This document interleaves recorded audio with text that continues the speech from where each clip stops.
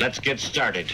Now let's get it all in perspective. We did it like that, and now we do it like this. Do not attempt to adjust your dial. I'm transmitting live. Yo, Let's get down to business. Now let's get it all in perspective. We did it like that, and now we do it like this. All right. for the underground world, every street and borough. You may learn something. You are now listening to the Joe Rogan Experience with Chico, Simon, Kamar, and your host, Matt Floyd. Welcome to the Joe Rogan Experience. My name is Matt Floyd, joined as always by Kamar Welcome to the party. and Simon. Hello.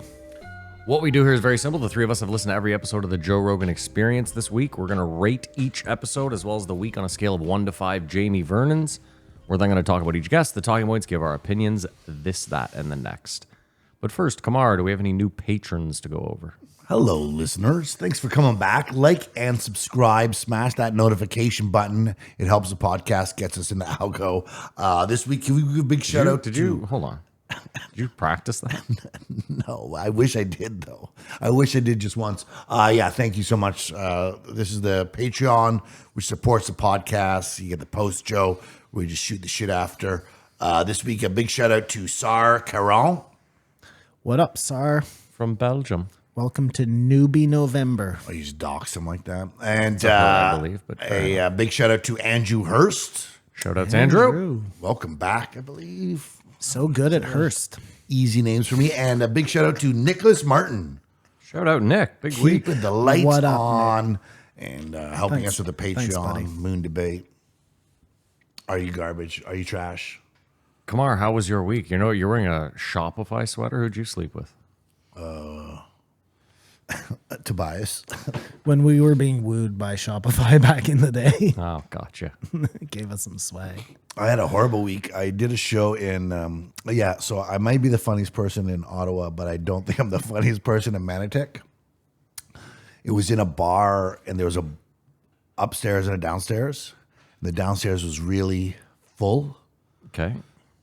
and not in the show. So no matter what, when you're telling your jokes, there's just this dull din of people talking, which is distracting. So you don't get to, build tension.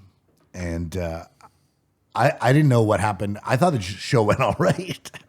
But when I got off stage, the producer was like, this guy really didn't like you.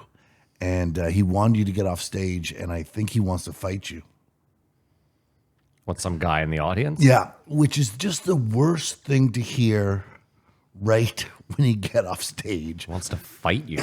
You want nobody to say anything or someone to say, hey, man, good set, or just something, but to hear that. And then I went outside, and he came up to me, and he was like, you're a real piece of shit, man. You got to get right. And I was like, what? What did this guy look like? How old was he? White dude, obviously. He was blonde. French? He was shorter than me. I don't know. I think he was English Manitic. He was, And what was his problem exactly? He would not say. He's like, Oh, so he's just a drunk asshole. You know. I don't know if he got molested or something. Or I did a throwaway line about Buffy St. Marie calling her Pretendian. But that's what they're saying in the news. Anyways, it was just a really off-putting situation because you're like, work hard at this and try to be funny, and that's the one thing you don't want. Yeah. You want as to get an the shit outcome. kicked out of you at the end of a show. Yeah. And well, he was smaller than me. Like, it wasn't intimidating that way. I was just like, Why? you're being mean in front of all these people. Maybe if you take me aside and said, by the way, I didn't like this, but so I was on the spot. Luckily, I did a show last night, and everyone laughed, and everyone loved me. So I know it was him, not me. But it's important to always have another show, because anyway, I can't. It's like the joy you get from adulation. But I don't get it. Were there other people at the show? Yeah, And did other people enjoy it? yeah. So why do you care about this one dickhead? This is what I'm getting at. Just that thing that if one person says you're the best, you got to take it with a grain of salt in the same way. But negativity just impacts so much more. Yeah. 5 people could told me they thought it was funny, but it's just a psychological thing in perspective. I got over it, obviously, but I needed another show to. So yeah, that was a roller coaster week. But I did a show last night at the Royal Ottawa Golf Course. Oh, that was this week. Nice. How was it? Fancy. It's since 1891, I built a fence there. and it's like old Yeah, old money. Yeah. school. But yeah, we were telling our off-color brand of humor, and the blue bloods were digging it. Nobody wanted to fight you there. No, Not that he knows of. hands were shaking. I said, if you guys want me to do a round next year, just email the club. We don't have to make it awkward right now. This is the most prestigious golf course in Ottawa that's in Quebec. I disagree. I'm kidding. I don't give a shit. Oh, you're a Hunt Club kid? Yeah, of course. You remember that. My grandfather was the president. I said something to them like, you guys are a lot cooler than those hacks at Yeah, the Hunt Club. that's the good joke to make. Simon, how was your week? Good one, Kumar. My week was fine, man. Thanks. Couple of things I noticed this week. One, have we ever talked about the fact that Randall Carlson, you know him? Yeah. Yeah, Never you met guys him. know him. So remember he was on that episode of Joe Rogan and he talked about the machine that like free energy machine or something, and then Joe was pressing him and he said, I can't say anymore. Do you remember this? Yeah. And he said, I'll come back on with the guy. Yeah. And this week someone used the electrons in the air to get free energy. Did they? I believe so, yeah. Well, that's probably this guy. Anyways, no, what I was going to say was they actually did go back on, the two of them. They recorded an episode that never got released because Joe was like uber aggressive to the dude, apparently, because he didn't believe anything he was saying. And That yeah, doesn't so sound like Joe. there's this like hidden episode out there that Where'd you get this inside scoop I saw from? Randall Carlson on a different podcast and he talked about it. No yeah, way. he told the whole story. And it was this guy like giving the secret to free energy. Yeah, this idea, Obviously and was apparently Joe just was like, didn't Not having believe him. So the whole thing, instead of being like, you know how Joe gets stuck into something, becomes like a I am aware. little pit bull. The lost episode. Yeah. So, anyways, maybe one day, like that Nelk Boys episode, we'll get to see it. The Raka Raka? No, the Schulz one there. You've never seen it? No, we have. Dude, I'm not going to do this with you. I'm sorry. Are you the funniest guy in Ottawa or aren't you? No, I'm out of it. The other thing I learned, and then I'll cede my time. You know the expression blood is thicker than water? Yeah, it's actually incorrect. It's actually the other blood way of, it's around. blood of the womb is Blood, thick. blood of the covenant Is thicker than blood of the womb, and yeah. it means that the relationships you make are stronger than the ones that you are. choose than the ones you're born So in. blood was never thicker Never than than water. thicker than No. water. And water was your friends and your relationships. Wow. Kind of weird, eh? Yeah. Yeah. I thought that was interesting. Wow. It doesn't surprise me. Our whole life is a complete lie. Oh, sorry. And I just had one more thing. People on this part of the show, if anybody really is listening, they don't know that we do this post Joe thing. Are you trash? And we all ended up being trash. But I had one more question I wanted to ask everyone. And had we just asked this one question at the beginning Could have of, summed it all up. we could have, we would saved have, all the we trouble could have saved all the trouble, Matt. And this of is the making question. content. This guy. Have either of you, now or ever, Yeah. had a pee jug? No. Well, no, we know the answer is No. No. No. Really? Well, now we know you're lying. Yeah. Fucking pee jug, motherfucker. Oh, jeez. Does it count if you lived with someone with a pee jug? No, it has to be yours. Gotcha. Matt. Then I'm still It's the not, clear. it's not a communal This jug. fucking Yeah. asshole. Then I'm still good. Sweet. Yeah, so you're good. You're good. You would have been non-trash. Yeah. and Excellent. and My that's week. it. Yeah. How My was week your week, was Matt? fine. Nothing to report here. I will say, I went on the YouTube this week because I am trying to take a more proactive approach to this podcast. I went on the YouTube this week to look at, just to quickly hit like on a bunch of comments, because if people are going there, the least I can do is hit like. I should be responding to all of them, but someone commented, I've been here forever and I'm still waiting to find out how Matt's week was. Yes, that was a great comment. I thought it was pretty funny. That's a long time listener because we often don't know how your week goes. Why bother? Yeah, we're gonna crack that. I'll go. Kamar, you want to go over the guest list so we can do what we do here on this shit show? I'd love to, brother Matt. We started this week with 2054, the return of Elon Musk, followed by 2055, Tim Kennedy. Then the Magic Man appeared, 2056, David Blaine. And we finish off with 2057, Dale Brisby. I think you meant to say 2 hour and 40-minute commercial for Elon Musk. A lot of firsts in this podcast. A lot of decisions were made, directions went. I don't recall. Well, we'll get into it. You want to rate the week? It's going to be ugly. Well, this is the first time we've had 4 guests in a week, so maybe I was overwhelmed by that. And See, the first time? in a while. Okay.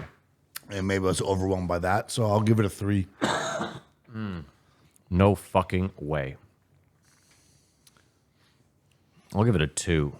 This week, I'm being actually really generous when I think about it, too. I hated this week. I will give it a 1.75, and I did the math. Generous. Like there's a cough button, you need a shitty topic button. The redundancies, if you will. All that being said, let's start off the week with the big guy.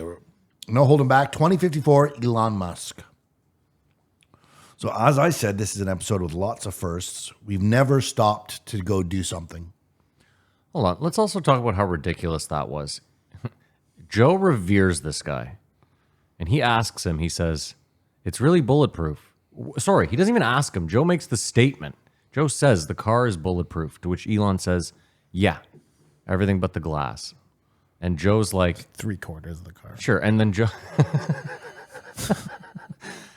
Joe goes, so it's like, it's really bulletproof. And he's like, yeah, Joe, it is. And Joe, for some reason then is like, well, I bet I could put a bow through it.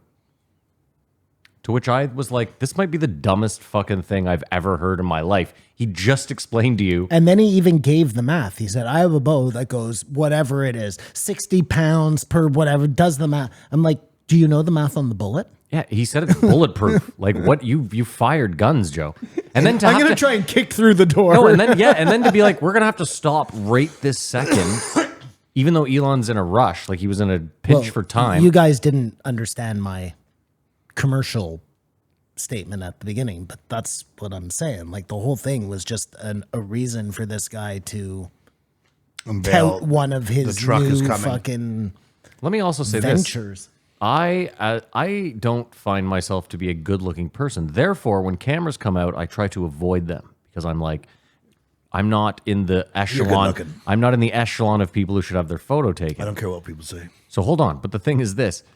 Joe should avoid standing up beside something of scale at all costs. At all costs. Because watching him shoot the bow and then walk over to look at the dent, I was like, holy fuck, this guy's 2.5 feet tall. It's insane. But this was the first time. I mean, that I'm assuming is part of the studio.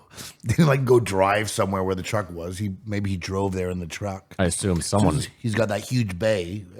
I think we should... You actually brought a good point. I think he brought that truck for Joe because he left on a plane. Ooh. I wonder if Joe does have a truck. Although Joe, knowing Joe, do you think he'd immediately be like, "Can I fire a bolt at my brand new truck?" Why do you think he left on a plane? He probably drove to the airport. Oh, maybe, and then had got to go the to Tesla to drive itself home. Yeah. Go or home, Tesla. Whatever. Yeah. He had to go to the AI convention. I just thought he put himself on the clock that we have to see a Cybertruck. Well, we saw one. He had one, so he was on the clock. I'll give him the credit that he was In on the clock. circulation. The real problem is that Joe reveres him. Like when he was like, I thought he said 2,000, but he said 200,000. Right? That's what he was going to roll off. That's what he was hoping to roll off the assembly line. Dude, I got bad news, and I know he brought it up like 15 times how hard production is, but like that's nothing. If you look at That's the numbers, not a lot of cars. dude. If you look at the numbers that Ford and GM bring off the line, it's like they'll do that in like a week. So I find it hard. I don't know, whatever. I mean, besides everything else, my main problem with this episode is, again, an omission thing where Joe has the guy on talking about the fucking blood batteries and the kids and the mines and the this and the that, and not one question to Elon. Zero questions. They talk about the batteries even. True. And Elon's just like, point. we're fine. There's lots of iron in the world. And then they just fucking move on or whatever. That should be all Joe is interested in. And until Elon can give him a satisfactory answer to that question, he doesn't get to fucking tout how great X is and how great SpaceX is. Oh, I just realized that. X and SpaceX. Yeah, he's really trying to brand. I just realized that. You realized that. Either way, the point, I agree with you, Simon. If you're gonna be outraged at the fact that all these companies are using the lithium, or not the lithium, the whatever it is, cobalt, then yeah, when you have the main cobalt guy on, I think you should probably ask him.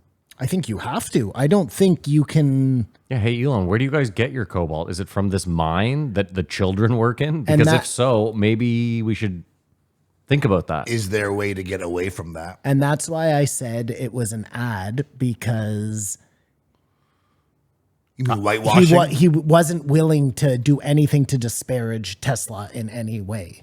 Well, I will extend the olive branch to Elon and Tesla. I believe that Tesla is currently trying to build a mega factory whose sole purpose is to recycle those lithium batteries. So the idea would be that, yeah, right now, unfortunately, the only place we can get this stuff is this child mine. But we're hoping that once we get enough of it over here, we can just keep recycling it and we won't have to go there. I think, again, I'm being generous. Well, and that's probably why he can only put out 200,000 of those trucks, is because it probably takes a bigger battery than the other car. And then he was talking about doing boats and trains and planes and whatever. All of that takes bigger and bigger batteries. Well, the weird thing, though, was But it's just not Tesla that's using these batteries. No, of course not. But they were one of the biggest electric car manufacturers on the planet. I think they are probably using a bulk of them. Well, they reignited the revolution. And Joe An unnecessary revolution, I might add. And Joe doesn't have any of the Fords on. You know what I mean? Like, he has access GMC to Elon. Yes, or, that's my point. Like, now we all know Just that. by what you're saying, it leads me to believe that one day these big car companies will be using more batteries than Teslas now with their lower. They currently are probably with higher even production. already, I yeah. believe they're pumping out more EVs than Tesla. So they're all on the hook. But yeah, I mean, I cannot give a reason why he should not ask him about that, because he asks almost everyone. Also, it's the phones. Yeah. Well, you know the reason, because Elon probably told him, you can't ask me that.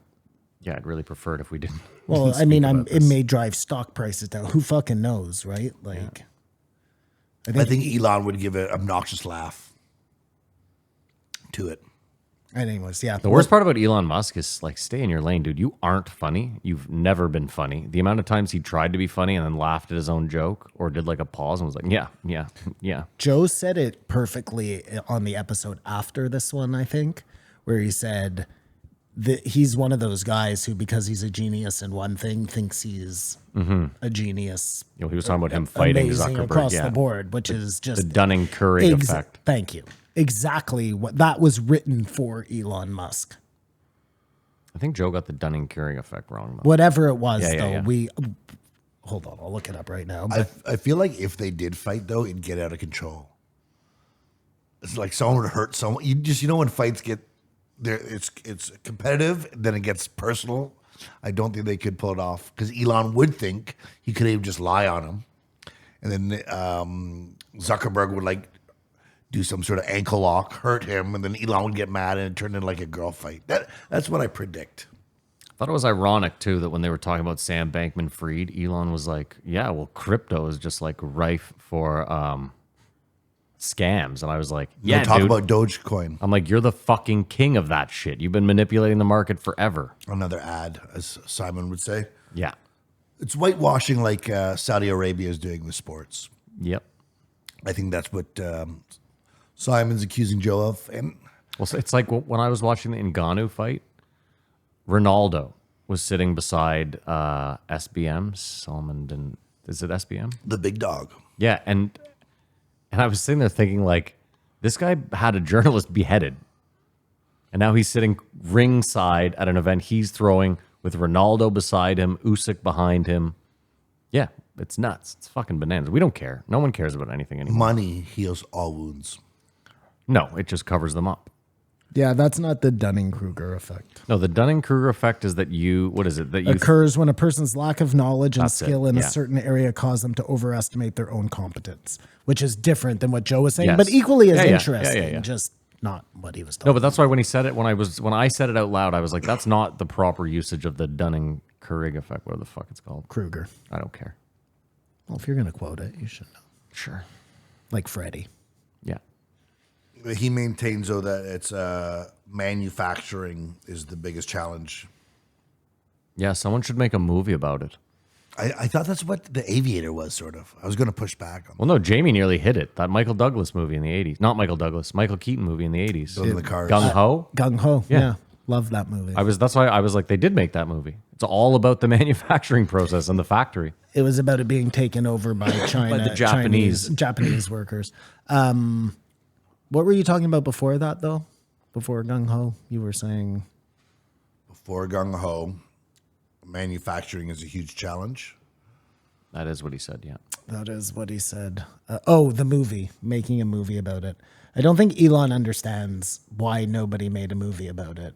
It's Because boring it's as fuck. boring as Yeah. fuck. Like It's boring as and fuck, no, but- The Aviator isn't about that. That was what I was going to say. Simon, I Connor. think more- that's a biopic on Howard Hughes. But he There's was trying to build I the know, but biggest there's plane. way more to it. He was building giant. But he was also wooden trying to build plane, one plane. First of all, Yes. Elon's the talking about world's Something biggest that can plane. He's talking about produce building a the- million yeah. of things at once. So Anyways. maybe machines have to be invented for the design of the car. I think it's safe to say it's easier to design it than to build it en masse. Simon, you're also forgetting that Elon was most likely just trying to get someone to make a film about him. Oh yeah, I get Okay. it. Yeah. Just making sure. I mean, I'm surprised he hasn't done it already, frankly. Yeah. He really is the biggest egomaniac out there. Tesla, X, and SpaceX present Musk. Joe asked Elon how X was going, and he believes it's a fight against extinctionism. His Dude, this words. guy's head is fucking huge. Like, I get it. All the power to him. He did spend the money, double. I don't know why you would spend double on a piece of shit company. But, like, to actually think that you saved the world by buying a social media company is lunacy to me. But we used to argue about Twitter saying it's a private company, they can do what they want. I believe that they still can. He can do what he wants with it. It's his company. I don't disagree with No, that. no. But unbeknownst to us, it was actually a federal sort of arm. Yeah, hold on. But that if I had known then that the government was running it, I would have had a different opinion. Yeah, exactly. My one pushback about that is that Trump was president at the time. Okay. Like, if I take that as if the government's in charge of Twitter, then who's ever president can use it to their advantage. No, wrong. It's not. It's the deep state who's in charge. Okay. Yes, okay. it's not the actual government that's in charge. It's the CIA. It's the people Trump was at war with. Well, that one, it seemed like it was more the FBI in this one, who Trump was. Both not of them. fond He was at war with all of them. No, my point, though, was that when we found out, when the Twitter files came out, it was prominently the FBI that was going on and saying, you can't let people say this, you can't have anyone say this. Or it was the WHO, one or the other. So maybe he's done something good. I mean, the credit he may be trying to take for it is a bit much, but I'm just saying, like, if you told me you have world hunger over here, and then you have fixing X over here, and you were like, which one of these, if you had the power to do the two, which one would you rather do, which will make an effect on the world? I would, like, I can think of 1,000,000 or 100 things better than buying and saving Twitter. Also, if you're such a good businessman and you're such a genius, I go back to it. Why didn't he just take the smart people around him, create his own platform? Instead, he paid double for a shit company. well, there has to be an answer to that.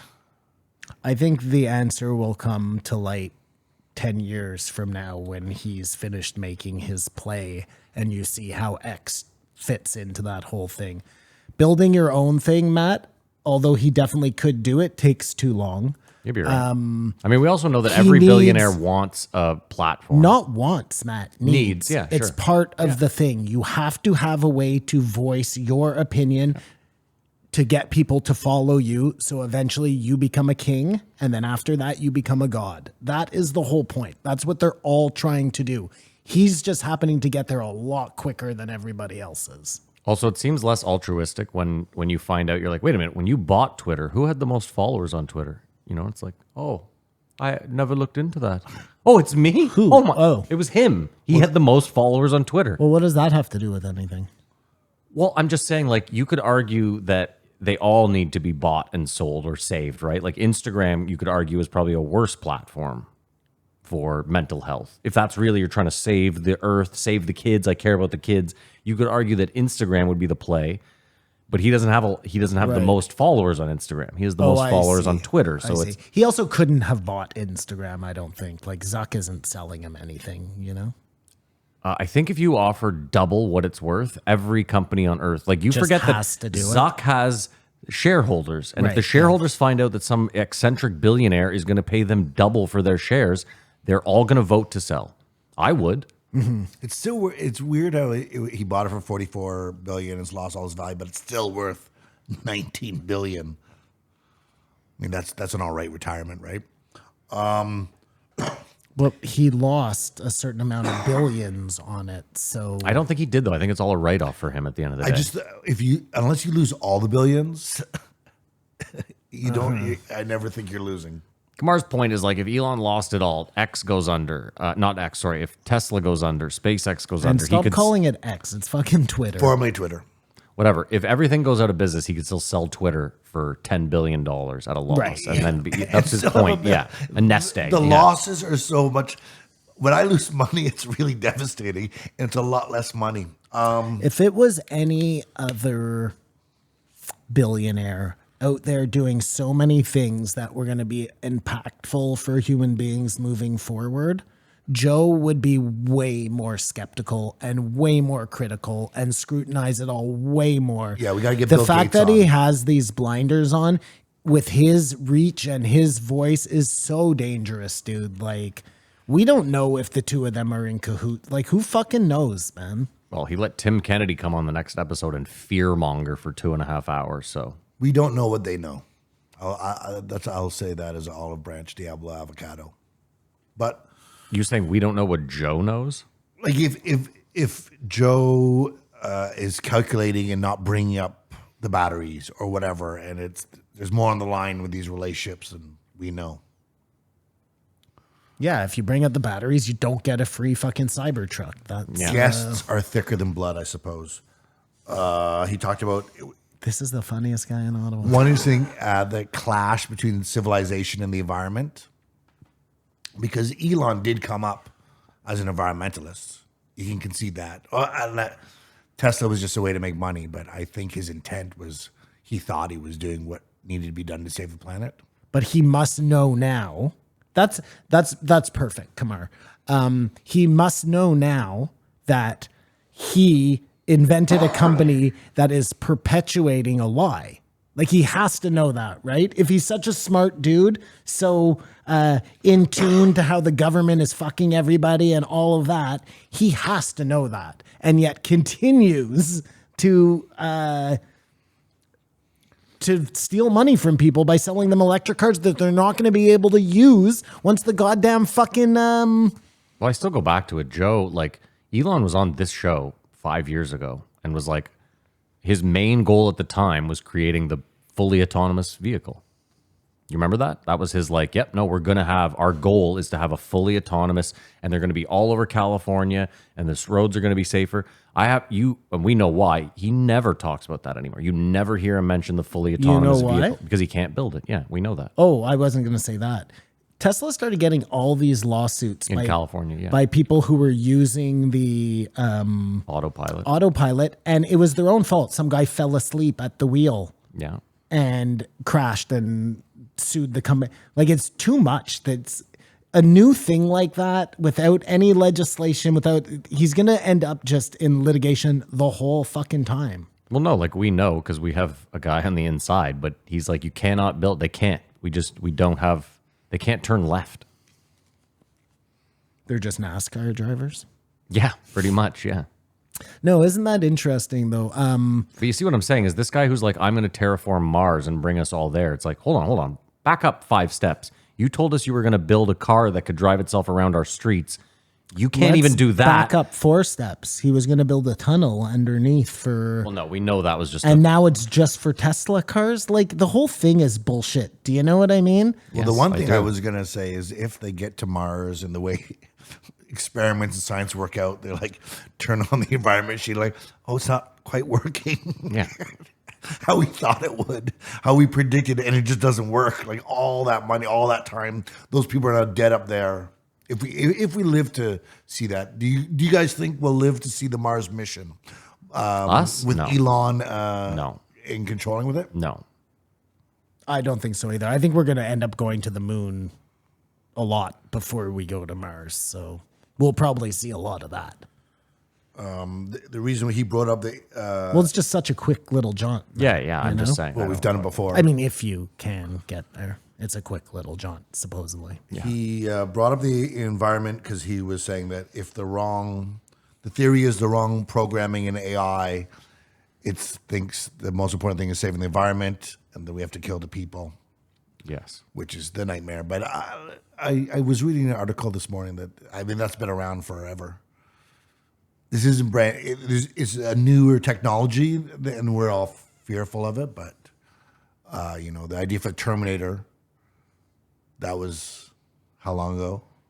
40 years ago, 30 years ago, 35 years ago. His fights against AI, like, it's going to be bad and kill everybody and all of that.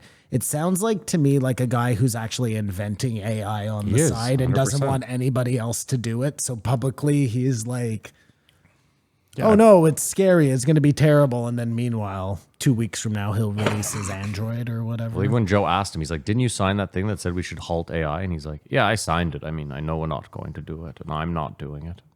I was like, oh, wow. I'm surprised he didn't, because he says you could build a solar panel set up in the middle of the desert and could power the whole country. So why didn't he do that? Exactly. I've seen that before. I've seen that. They've shown on like a world map, like a chunk of the Sahara, that they were like, if you filled this with solar panels, you could power the world. But no one has done it.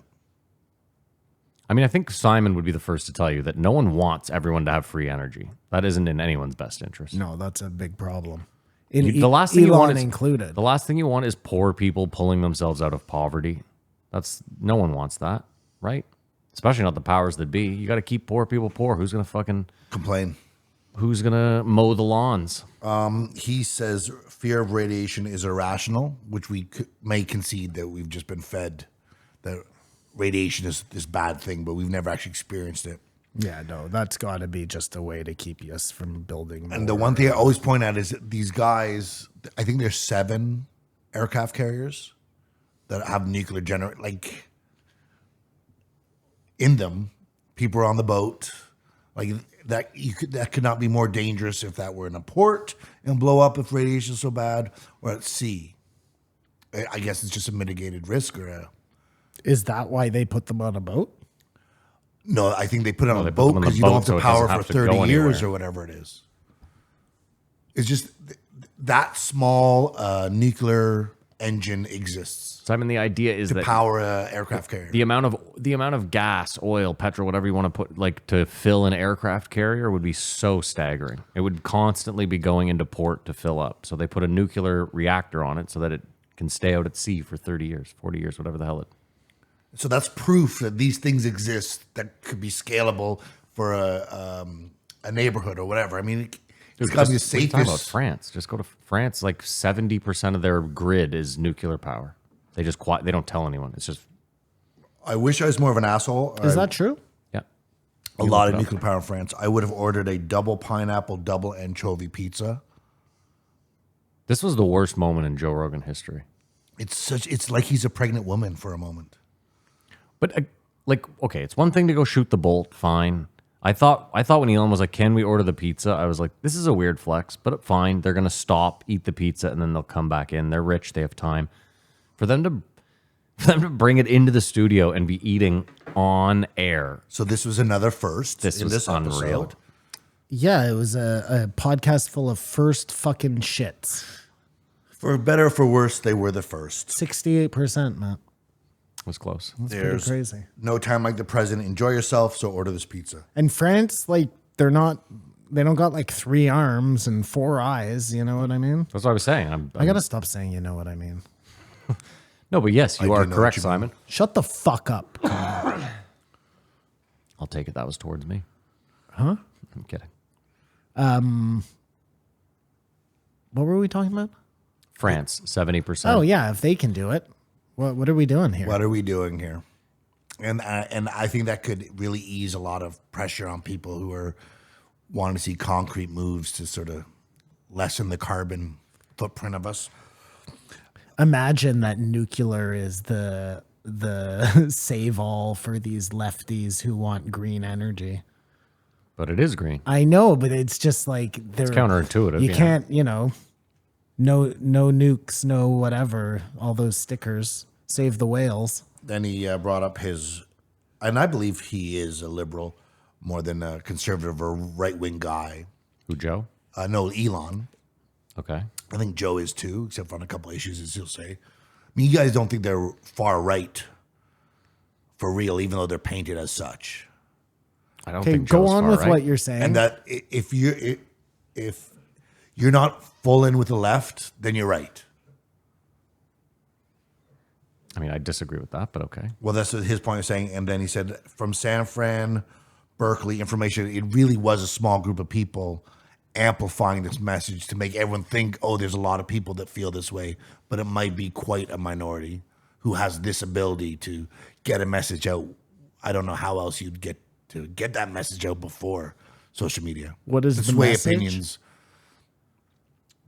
I guess we could say transgender, environment, abortion. I still think a lot of that Racism? I still think a lot of that is foreign players and not so much actual.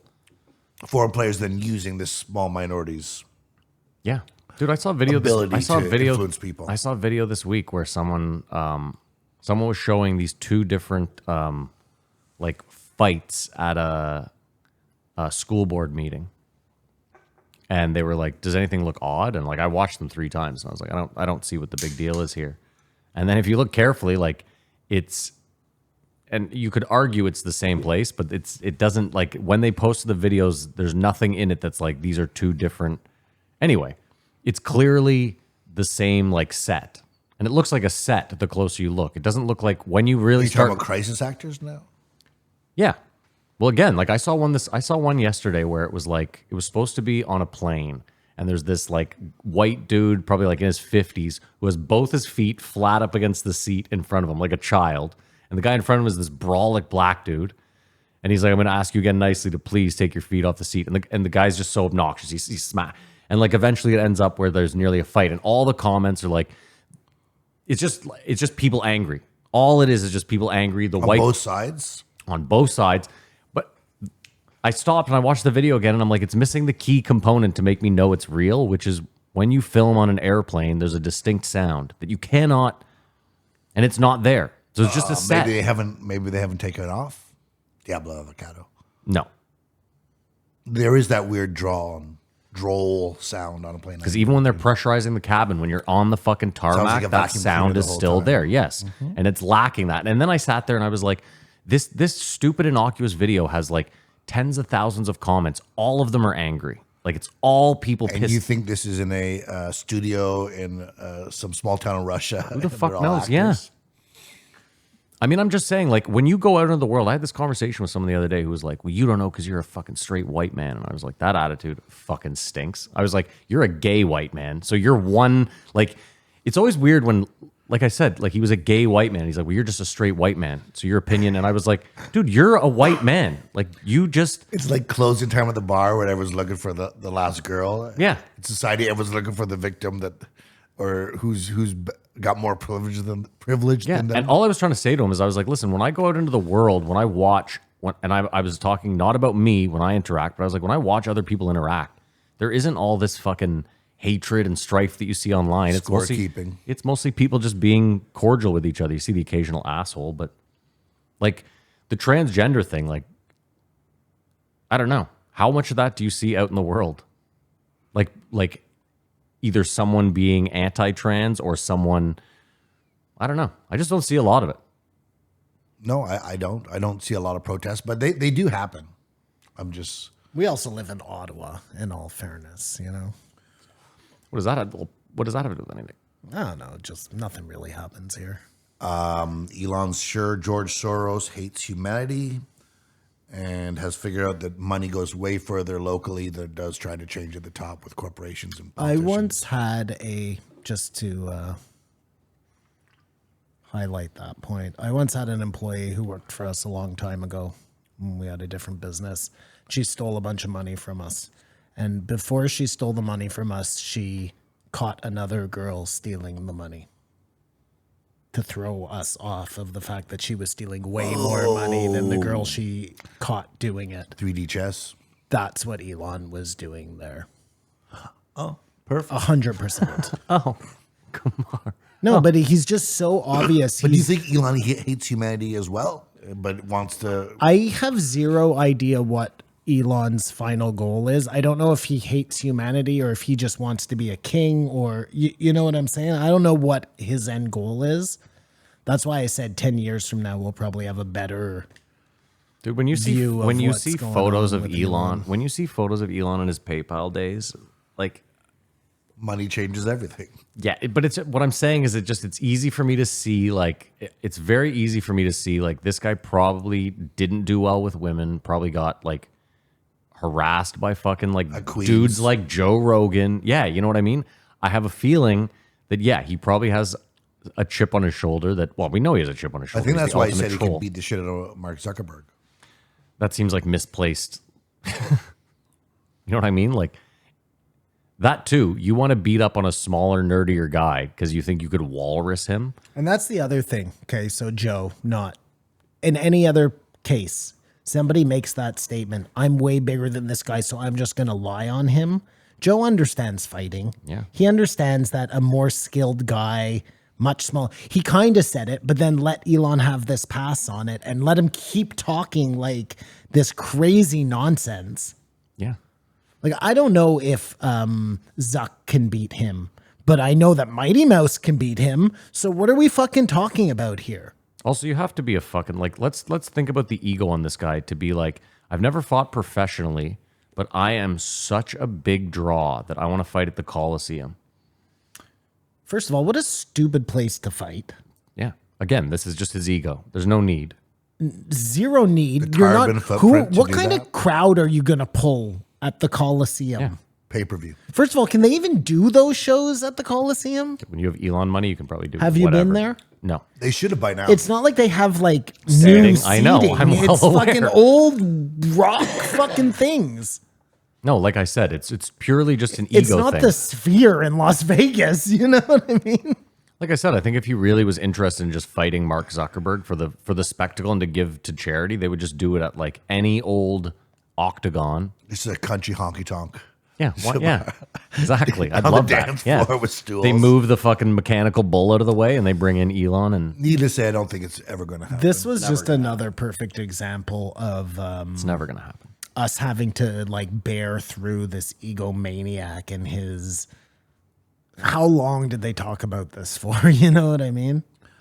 He believes You know the what I mean, Cybertruck like would last a million years before it.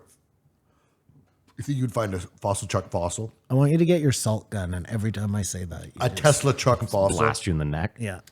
And I thought the most interesting part was when Elon said he figured civilization is based on the first writings being 5,000 years old. And I don't think he knew anything about Göbekli Tepe or No, he's a given any fucking idiot. thought to hieroglyphs as writing, as these other forms of communication. Elon's like seriously, he is such a dipshit. Hadn't seen Graham Hancock's special. Simon, imagine if they opened up like some of the tombs in the Imagine they open up some of the tombs in the pyramids and there's a fucking Tesla truck sitting down there in mint condition. That would be a problem. It's got a bolt hole in it The one that Joe shot. with an old slice of extra anchovy pineapple pizza in the back. Could Elon becoming interested in ancient civilizations change everything? For me.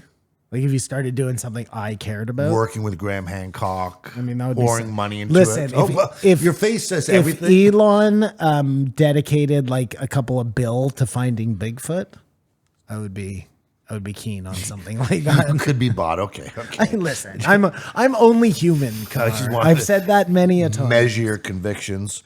Many a times. Then the pizza arrived. A quick Portnoy plug.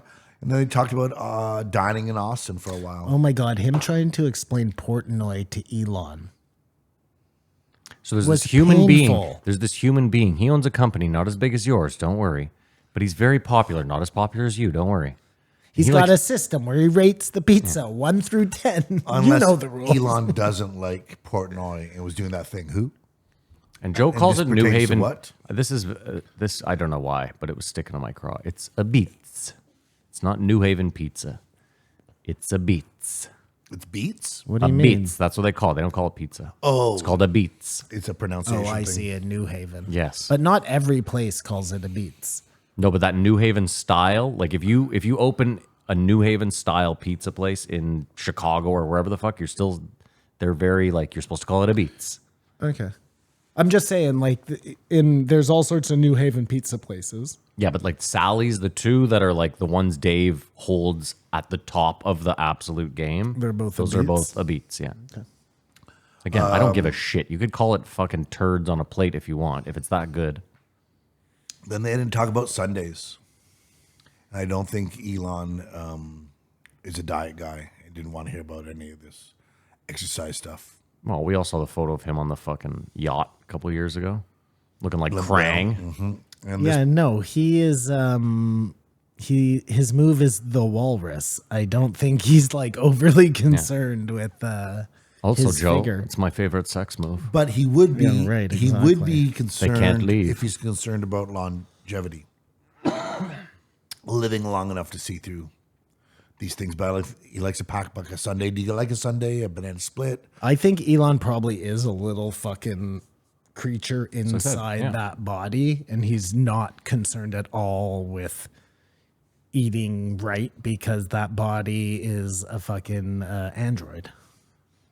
I wish I'd ordered a double pineapple anchovy pizza to this podcast right now. And it just Oh got my delivered. God. The other day, last week, we went into a store to buy cigarettes or something, and he comes in my car, opens up one of those combo cheese and Oh, yeah, pepperoni yeah, sticks, yeah. and just It starts mowing down starts on it. going to town Yeah. on it like a deranged little groundhog. And ASMR, baby. And this podcast was conducted at 11:30 at night.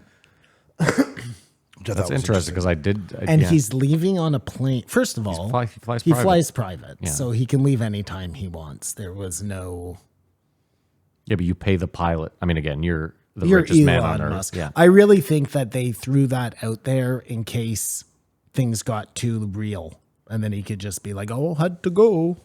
Again, I thought this podcast was going to be about something, and it was about nothing but, I guess, an ad for Elon. No, it A was giant ad for Elon. two dudes on a leather couch just fucking 69ing each other aggressively. Sucking back slices. Yeah. Yeah, I give it a 2.5. Oh my God. I give it a. It was his worst outing of them all. Listen, I really Bad want. laughs and pauses. The problem is this. I really want Elon to be the great white hope. I really want him to be everything he thinks he is. Like, I just don't buy it. I give it a 1.5. I have to go lower than that. This really was one of the worst podcasts ever. was really Elon bad. is insufferable. It was really bad. I mean, I'll give it a 1, but I would like to give it even less than that. Yeah, it was really bad. Yeah. Like, what a piece of trash. It was not good. Not good. And Joe just comes off as a weak little man after this. Wow. Yeah. Shots I fucking said fired. it, dude. I said it. When you let people slide like that, you are a weak I little disagree. man. Here's where I'm going to disagree with you. Just real quick. He's only human. Okay, like you and I are, like, let's say I don't know. Let's say we got George Clooney in here just for one episode. And he was like, man, I really like you guys. And we're all of a sudden like, well, this is fucking great. George Clooney really likes us. If he comes back on the next time, we're not all going to be like, oh, we should really press him about whatever. Like Joe isn't an investigative journalist. This is the third time he's been on. No, but Joe's way more than his it's a third. positive Fourth time, whatever. It's a mindset. It's a perspective. Listen, it would be the equivalent of me finding out that Kamar pisses in a piss jug instead of going up to the bathroom and me not mentioning it. But I'm a man. I mentioned it first thing in my intro. You get it? Joe failed to mention Elon's piss jug. We should just start calling Elon Piss Jug. I think we should start calling him piss jug. I'll do that for you. Old Piss Jug. He's just happy that he's not being called piss jug. Trying to defer. Deflect. All right, Kamar, did you rate it? Yeah. Yeah, he gave it like a 4 3/4. All right, let's move on. Positive. 255. Tim Kennedy. He's killed a lot of people. And that's why he's a good person. I think he was a small bit when Joe asked him why you do such good, and he said, the death and destruction I've caused. It's the only way I can look in the mirror. You got to think. I just feel like a small part of him likes it. Not to be an asshole. That's fine. If that's what it takes for you to get the job done, then we need people like you. Executing fundamentals in an emotional duress, which leads us to our last guest. But we'll get there. They started talking about coffee. You guys don't like coffee. I don't mind coffee. Oh, thanks for throwing that in there. The Falcon. Some things you just don't have to say. You don't have to take that note. If you weren't going to talk about the coffee, if you had nothing to add to the coffee, don't fucking bring it up. They talked about coffee for like 15 minutes. They talked about coffee. Neither of you guys like coffee. I like coffee. And then you moved on to the next point. Just leave it the fuck out. I feel it's proof that I listened to the episode. It's like a timestamp. No, I think it's proof that you're using ChatGPT to take your notes. Oh, no. That is hilarious. But the Falcon flies 220 kilometers an hour. Crazy. Did you know that? Yeah, the peregrine falcon. Yeah, That's crazy. Have you seen them kill a duck? In the air? No. So like they just like a duck will just be sitting. Oh, it snaps his neck. Yeah, and they just fly by and snap its neck. It happens. Because they're going so fast. I just saw it this morning, actually. They'll just like tap the neck, and the duck is just like. Yeah, it's crazy, but they also hit things in the air, which is nuts. Other birds. Oh yeah, in well the they're air. fast as fuck. You saw it at your place? No, we watched a video. They, I saw a bald eagle the other day, though. It was pretty cool. Interesting. Yeah, real one with a white head. You might have to get a telescope or some sort of camera for that wildlife you're seeing. You might have to spend $10,000 on gear you don't care about. To prove to you that I saw a fucking bald eagle. More useful than a snowmobile. So the thing just sort of hovers and then bombs, and that's where it gets its speed from. It can't flap its wings. No, it's a that fast, it's a right? dive bomb. Okay. 100%. Then there was a whole bunch of, out of nowhere, hate on Justin Trudeau. Although he looks just like Justin Trudeau. I'm sorry, just back to birds for a second. Have we ever talked about the albatross before? How they don't fly until they're like 3 years old. It takes them so long to Build nest. up the wingspan. Once they start flying, they never touch land again the whole time they're alive. Oh, they land on water? I mean, sometimes I guess, but their feet never touch land again. They can also stay in the air. I knew they for, could like, fly for a very long very time. long I don't know. time. But I'll believe you. I'll believe you. They land on water, so they land at some point, I'm sure, but not on land. Because they're Because vulnerable? Maybe because they're vulnerable, or maybe because there's just they're hunting, and that's where I don't know. They must go back to nest at some point, though, right? They have to be a nesting bird, so they have to return to land at some point. Yes, that is a good point. Unless they have floating nests. No, because the young ones stay on that island. Yeah. So They're only from one island? But still, Simon, you might be right that they spend 90% or 95% of their life not touching It land. feels like the albatross is Albatross. is synonymous with being a seabird. I wonder why it's a double eagle. Double eagle, what do you mean? In golf, if you were to get is it double eagle? 3 under, I believe, is a Albatross. albatross. Yeah. I just wonder. golf is a very land-oriented sport. Well, I just think they went bird. And the bird that never lands on land. An albatross is the biggest bird. It is the largest bird? Well, it has the largest wingspan.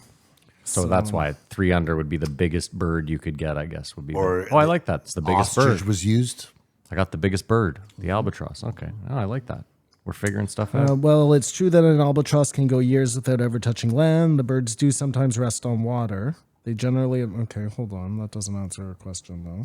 Well, no, we know they have to nest, and I assume that they have to go back at some No, point. they definitely nest on... Unless maybe the mother bird just kind of drops the eggs like bombs over the island and then bounces. It's a wild delivery system. Oh, okay. You know, it's a cool idea, nothing to do with birds at all. Go on. Sperm whales are down there fighting giant Squid. Just that's going on in the ocean is like fucking bonkers, man. And those whales, they're mammals. Yeah. They're just us. Yeah. You know what I mean? Mm-hmm. But with zero fear. Like... You don't know that. They might be afraid of something. Well, they're not afraid to go to the deepest, darkest bottom of the ocean and fight squids. I Yeah, mean, but maybe if they you put are one at the afraid of something, DMV, it might yeah. be scared shitless. So Like you where don't do you know. say they're fighting? They're not hunting or eating? Well, They're fighting over No, there's like a territory? beef. No, They're like, no, this no. guy said my mom was fat, and now it's fucking on Sorry. site. When I see this I'm squid, confused any now. squid, yeah. Sorry, they're hunting. They're hunting the giant squids. But the squids put up a good fight. And they go in not afraid of the squid. I mean, I guess this is just... Are the squids afraid of the It's whale? a stupid thing. I'm sure the squids are afraid of the whale. But I'm just saying, like, the ocean is so deep and dark and, like, zero fear from the whales. Do they ever feel cold? They just don't know what discomfort They is. get to the Arctic and I they're mean, like, whoa. I guess if they're on the beach drying out is very uncomfortable. But I don't think otherwise, they get cold, though. They must No, of know course a not. difference in temperature in the water, but they can survive in the But they're Arctic never like Matt said. uncomfortable. Well, again, we don't know any of that. The same way I don't know if they're scared to go under the water or not. That's very interesting. Well, if they were scared to go Is under the it water, piss they jug? probably If a would. Is it interesting? If a whale got a chill, Is it piss jug? they hate on Trudeau and then pour love on Jordan Peterson. I guess he should be our prime minister, to their liking. He's worried about wokeness in schools. If I mean, you're Justin being, Trudeau does suck. Oh yeah, Justin Trudeau sucks. Yeah. If we're being real. But he's our prime minister. We should be the ones making fun That's of him. right. That's right. No, Well, I we make know. fun of their president All all the the time. time, yeah, it's Joe is well within Game his on. rights. It's fine. It just took a while to see the light. So wokeness in schools. He's fighting on a lot of fronts, Tim Kennedy. You can say that. Because he thinks this is it. Here's what I don't understand is like this is a real sticking point for me. These guys believe in freedom above all. But if you exercise that freedom in a way that they don't like, they have a big fucking problem with that. For example, if you want to be a fat fuck who Uber eats all your food, you don't give a shit about fitness, you don't give a shit about being the best man you can possibly be, that's your fucking God-given right as an American, is it not? That is the epitome of freedom. I can do whatever the fuck I want with my life as long as I'm not hurting someone else. So I go, when we're on the kids thing, like, Tim Kennedy, you have control. Again, let's go local. You can go to your school and say, I don't want these books in here. And all the other parents can agree with you, and the school can go, we're not going to have these books in here. It's a weird flex for Tim to be like, if 25 parents in San Francisco all agree, we don't care about our kids reading these books, what effect does that have on Tim Kennedy or Joe Rogan? Like, do you get what I'm saying? Like, if Well, Tim Kennedy feels like America's got to gear up to be at war with somebody. yes, he's 100%. That's how he feels. Yeah. And it might be illegal immigrants or I also thought refugees or whatever it is. it was really gross that he decided to use this Israel-Palestine thing to be like, it should show you, America, how vulnerable we are to an attack. I was like, dude, I don't know. That was fear-mongering at its worst to me. I think he uses all the protests to I mean, it's fear mongering until there's an attack, and then it's Well, there was an attack, and they went to war, and they spent billions of dollars, and we realized it was all bullshit anyway. So again, how many times has the U.S. been attacked in the last 100 years? You don't think that there are sleeper cells in the United States? Sure. We're talking. They shot 2,200 bombs into Israel. They sent paratroopers in. Sleeper cells exist everywhere. You're not going to get. I don't think you're going to get rid of those. So the idea of but even then, I'll leave it. I'll go back to it. How many sleeper cells do you think there are in the States? I mean, I probably think there are a lot, but Okay. And how many attacks do they post 9/11? How many attacks on U.S. soil have they? That's the one glaring thing. Unless they're planning something, Okay. there have been none. There have been none. Sure. or unless they've just gotten a lot better at. I'll just go back to it. Israel is surrounded by its enemies. By choice, might I add. Okay. So the U.S. is not surrounded by any enemies. We're up north. Mexico's down south. It would take all of their enemies have to go across a sea to fight a war they never want to fight against a giant. I don't see how you can go, look, Israel got attacked, so now we as the US, we got to be real fucking worried. Well, I think the point, and I guess I could have been misunderstanding, is that the Americans are allies of Israel. There are a lot of people who want to kill Israel now. Hence, there'll be a lot of people who also want to kill the United States. If they support Israel. Ipso facto. You know what I'm saying? So You don't need to support them. They just gave them $14.8 billion. For a couple things. Israel has universal health care. So you just gave a country with universal health care $15 billion. They also have, and I could be wrong, the third largest or the third most well-armed army on the face of the planet, next to their allies, the U.S. yeah, I mean, I think you're missing the point a little bit. But As Tim put it simply, if Hamas puts down their arms, then the whole thing's over. hold on one sec. Not true. There is a well, let's get back to that. Hold on a sec. Okay. There's a great Biden interview from like 1984. It's not an interview. He's making a speech. First of all, he looks totally different. Yeah. He wears a wig too, I guess, looks because very- he was he looks like bald he's in back good then shape. in 1984. Anyways, Did you just say that a guy 40 years ago looked different? Of course. no, I'm saying like he had no hair and now he has hair. That's a weird. Okay. Usually it goes the other way, but whatever. His whole thing was if Israel didn't exist, the United States would have to create an Israel. Israel is a lot more important than the United States just than the fact that they like Jews. You know what I mean? It's their only stronghold in the Middle East. They have to have that. Where all the there. oil like is. it's such a they get so much military information from Israel. Like it's so much more than it is them. That's the states there. So of course they're fighting. Of course they're giving them help. Has nothing to do with the fact of whether they like Jewish people or not. It's what's in their best interest. They can hide behind fighting anti-Semitism, but they just need the foothold. Sure, but my point is they're going to be there and they're going to give money and they're going to give help, not because they're worried about the Jewish, because they're worried about themselves and their military agenda. Yeah, and I go back to it though. Like just because Joe Biden said in the 80s that we need a stronghold there, you know now after everything we've heard, that's probably not true. What would have happened if they didn't have a stronghold? I mean the US's whole thing is to have their presence felt everywhere else. So whether they're not there, well, then they don't get the oil. They don't get all the perks of winning all the. Why do you think they fought all those wars? Oh, well, what wars? Desert Storm. Okay, and but what does this have to do with fucking 1948? I'm just curious. 1984? Yeah, I know, but I'm going back to when it started. You want to use the 80s, that's fine. You can use the 80s and oil all you want. But in the 40s, what did it have to do with oil then? What did it have to do then? It just had to do with the Bible. The U.S., although it's a separation of church and state, there isn't really, and the Bible says that the Jewish people, that's their land. So the U.S. was like, well, we're Bible-loving people. We have to get them their land back. And now they have to protect them. But they don't have to. The Israelis are very well armed, like incredibly well armed. Well, I mean, and besides the fact that the United States is the predominant superpower of the world, Yeah. when wars like this happen, they always get involved.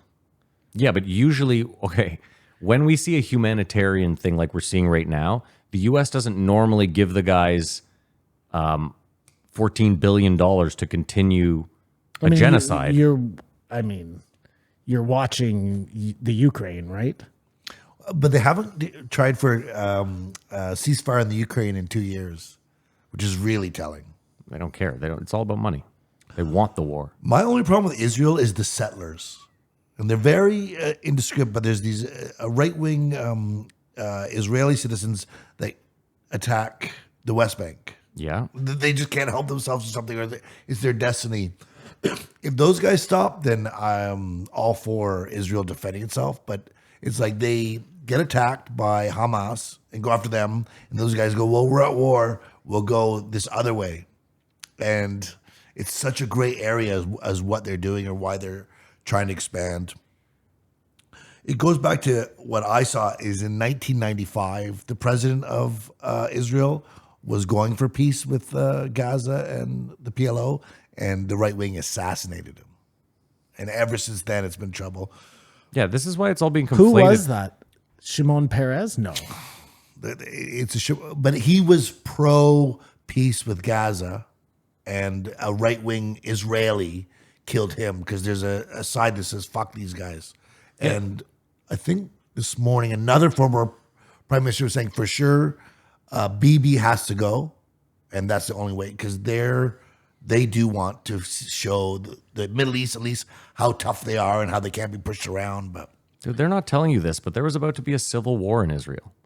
That's these two are like fighting you'll themselves. never hear that. You're never ever going to hear that. But that was about to go down, and Netanyahu wanted this to happen. Yeah, which is why the Iron Dome wasn't in effect. Which is why the most heavily guarded border on fucking Earth was not guarded for a whole day. The weirdest thing is having a music festival right beside it, and but not even then, having precautions. You're telling me that on the 50th anniversary of an attack, you didn't have your guards up fully? That seems crazy to me. It seems nuts. And when you find out that there was about to be a civil war, listen, the whole thing's gross. I think it's all about money. I don't think they care about poor people. I don't think they care about Israelis. They don't care about Palestinians. They don't care about anyone. It's just how do we make fucking tons of money? And that's it. As always, when the leaders aren't getting along, the people are the victim. And again, I don't think there's a right or wrong side here. The reason I just don't form an opinion on any of this, because I don't believe anything that anybody, either side, tells me. Like, I don't think we're getting any of the right information. And I think we all make these like opinions based on totally wrong information that years from now will come out and we'll be able to look and see. But I got to ask you, when what's her name was on here like 2 years ago? Abby Martin. And now, I don't know. She was there writing a thing about I don't know how biased she was. I have no idea. I tend to believe Tim Kennedy a little bit just because people at war, like he's there on the ground. You know what I mean? Right where people are killing each other. Sure, but you're missing. Okay, Tim Kennedy is trained to hate and kill terrorists. That's his thing. Hamas is a terrorist group. I would never say anything otherwise. They're a terrible group of people. Awful. So I'm not pro-Hamas. The same way I'm not pro-Israel government. I don't think Israelis, by and large, are bad people. I think there are Israelis that would have Palestine wiped out. Those people are a problem. Listen, I don't know if it's true, but what he said where if the Israelis got them all to lay down their guns right now, the fighting would end. And if it was the other way, it would be the extermination of all Jews. I think that's probably true. But no one's asking, this is the thing, no one's asking Israel to put down their arms. Like Kamar said, the West Bank is the perfect example. No, Israel's asking Palestine to put down their arms. Yeah, and Palestine is saying, we don't have arms, you won't even let us have water. Hamas. Well, somebody has arms, right? Like somebody there. Well, no, but we know that Iran is giving them giving Hamas 70 million. Listen, I'm not, it's not a question of who's right and who's wrong. There are people there who are actively trying to kill Jewish people, right? Correct. I don't know who they are, whether they're Hamas or Iranians or fucking Hezbollah. I have no idea. That's the whole problem, right? Is that the population of Gaza is intermingled between people who are terrorists and people who aren't. Okay, so but again, collective punishment is against the Geneva Convention. Sure. Okay, well, what I'm saying is that when a country breaks the Geneva Convention and I'm sorry, I'm not using this lightly, it's considered genocide. When that happens, the U.S. is not supposed to give the country doing it $15 billion. That's just not how that's supposed to work. The UN is useless because the UN has like 25 in the last year humanitarian issues with Israel, and they're not doing anything about it either. So it's all I'm saying is this: it's gross on both sides. We're all being played, but the amount of innocent people that are dying is fucking staggering. We're about to potentially watch not one, but two nations get wiped off the face of the earth.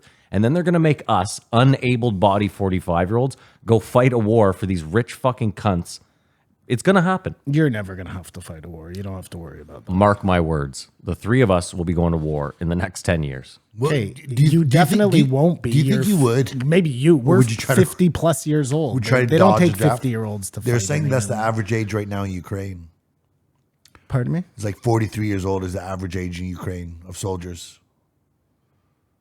I don't think we're going to go to war ourselves in Canada unless someone came here, but I'd do it. At this age, you would go. What are we going to we're going. or the alternative, like running, getting arrested, getting fined. I'd go.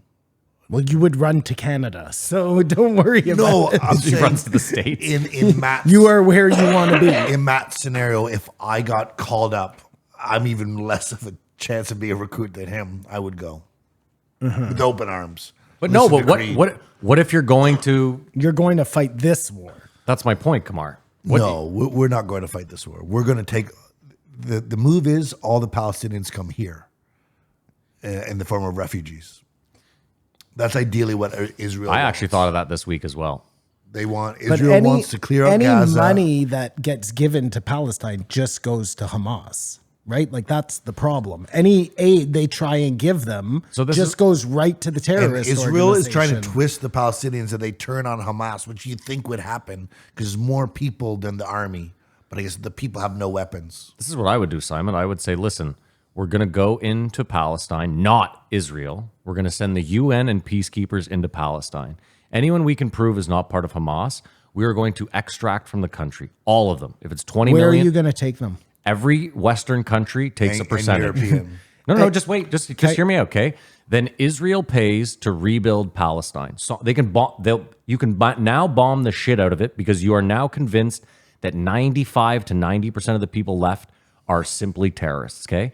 You can then bomb the shit out of the Gaza Strip, but you tell Israel you're paying for it. So you want to bomb it and get these people out of here, that's fine. But you're going to rebuild Palestine and you're going to give it back to the Palestinians and you're going to take the fucking walls down and give them human rights. That's not going to happen though.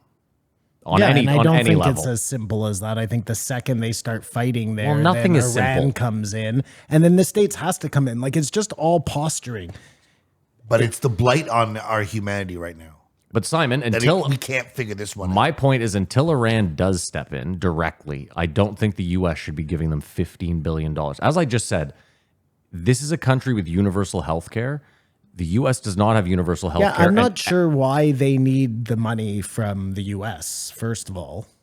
But regardless, like they're two peas in a pod. Whether they're giving money or not giving money, they will always be there to support them militarily, which is really what matters. Okay, just hear me out. Just one last thing in closing. When the Ukraine war kicked off, the US was very quick to say Russia is killing civilians. That was the first thing they said. You can't have civilians dying. Russia is over there killing civilians. We know that Israel has killed civilians. Again, Hamas has killed civilians more too. than Ukraine.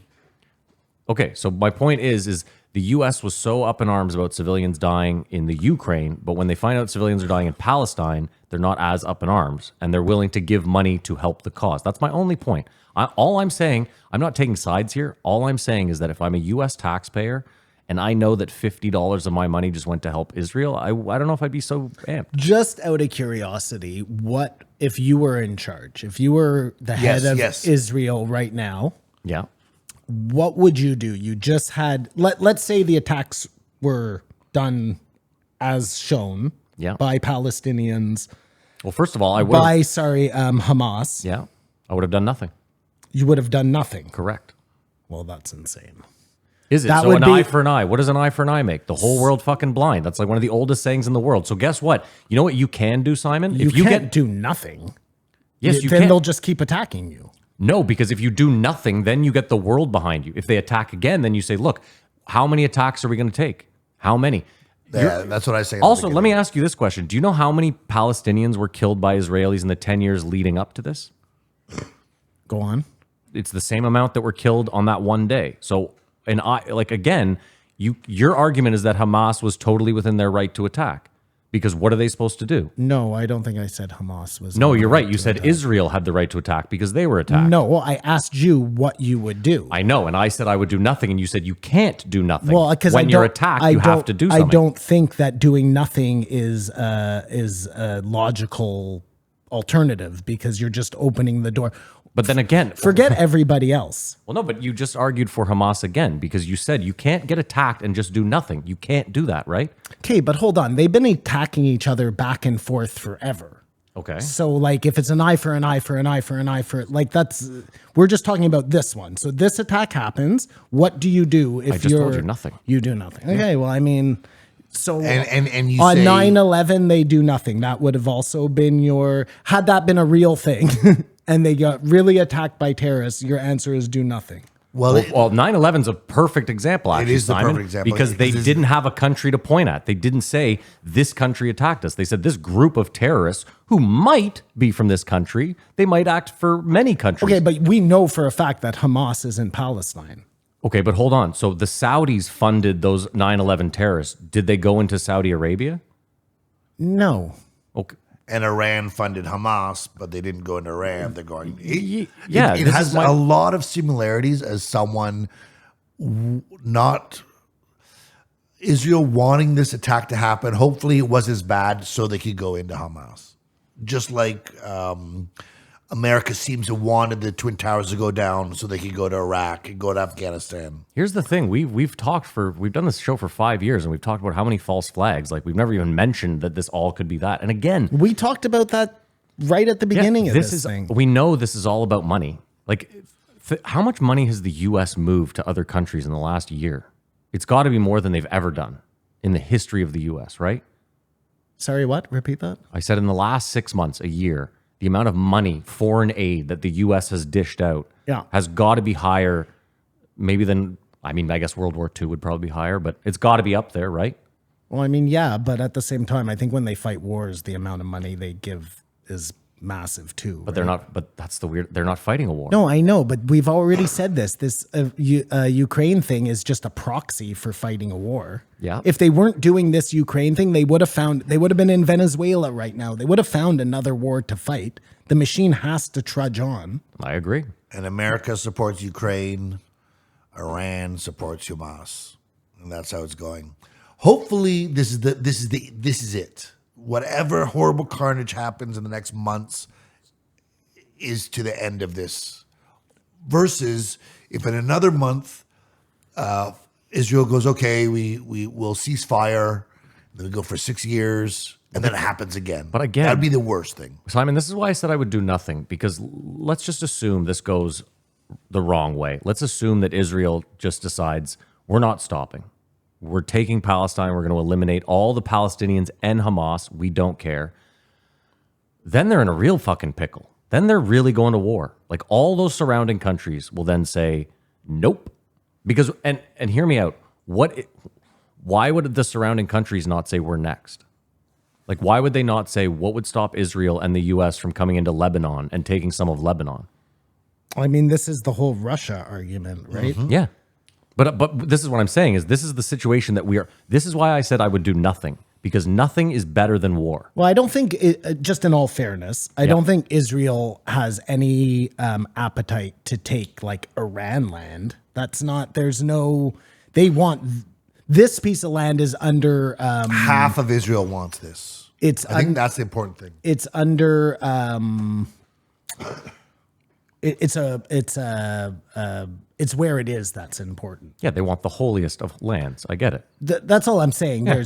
But the U.S. definitely wants to move into Iran. The U.S. wants to go all these other places. I don't think Israel. But they you can't- just want their. But how can you whatever that thing? I'm is just saying you there. can't definitively say that. You're just throwing that out there. No, you just I said the U.S. can't definitively say anything. But that's what I'm saying is like the U.S. Again, let's keep this in mind. No country overtly, outwardly is like we want to take more land. Even the U.S. Could never come out and say we want to take more land. Like they always do it as in we're trying to stabilize this country. We're trying to bring them Resources. democracy. Okay, but I mean, it clearly is they want to take more land. Same with Russia. Like they want more land. They want Donbass. They want fucking Crimea. They want wherever. Well, they want. Well, no, but I their mean that excuse goes was back they to were defending them. again. getting attacked. It's their homeland. Whatever air quotes. They still want more land. That's they land want- that they want. Well, it's not more. They want what they feel was theirs. They want whatever was the former USSR. Yeah. They still feel like No, you're right. Most countries have no interest in acquiring more land at this point. They Yeah. just want to be able to resources. keep what is theirs. Yeah. But again, Simon, I'm not saying that Israel has that plan. What I'm saying, though, is if you're a surrounding country, it's tough for you to then say to your people, I promise you they're not coming for what's ours. That's all I'm trying to say. And if you have the might of the U.S. behind you, and you know that the U.S. is not... I mean, they already do, and they all already know that. Yeah. It's not like it's... But okay, but yeah, sure. But again, like Hamas knows this. You don't think that Iran knows that the U.S. backs Israel? Yeah, they know that. I'm not saying they don't. They know that for sure. Yeah. But again, Hamas knows that too, and they still attacked Israel. I heard something that said Hamas was shocked by the reaction of the United States. No way. There's They no were- way. There's no way. They I knew think they told you Israel. they knew it. They This knew is- Israel this would is the respond, playbook. but they were shocked by the American attack. Again, I don't believe any of it. I don't believe any of it coming from anywhere. The weirdest thing is Hamas was started by a paraplegic.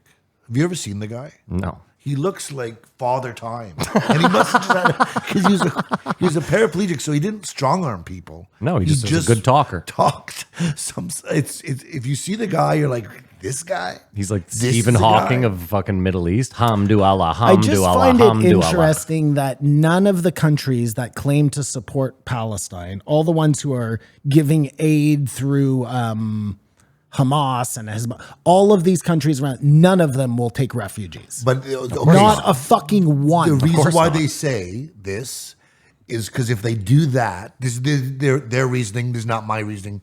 If they were to take all the Palestinians out of Gaza, then Israel takes it, and then they are aiding and abetting in these people being kicked out of their country.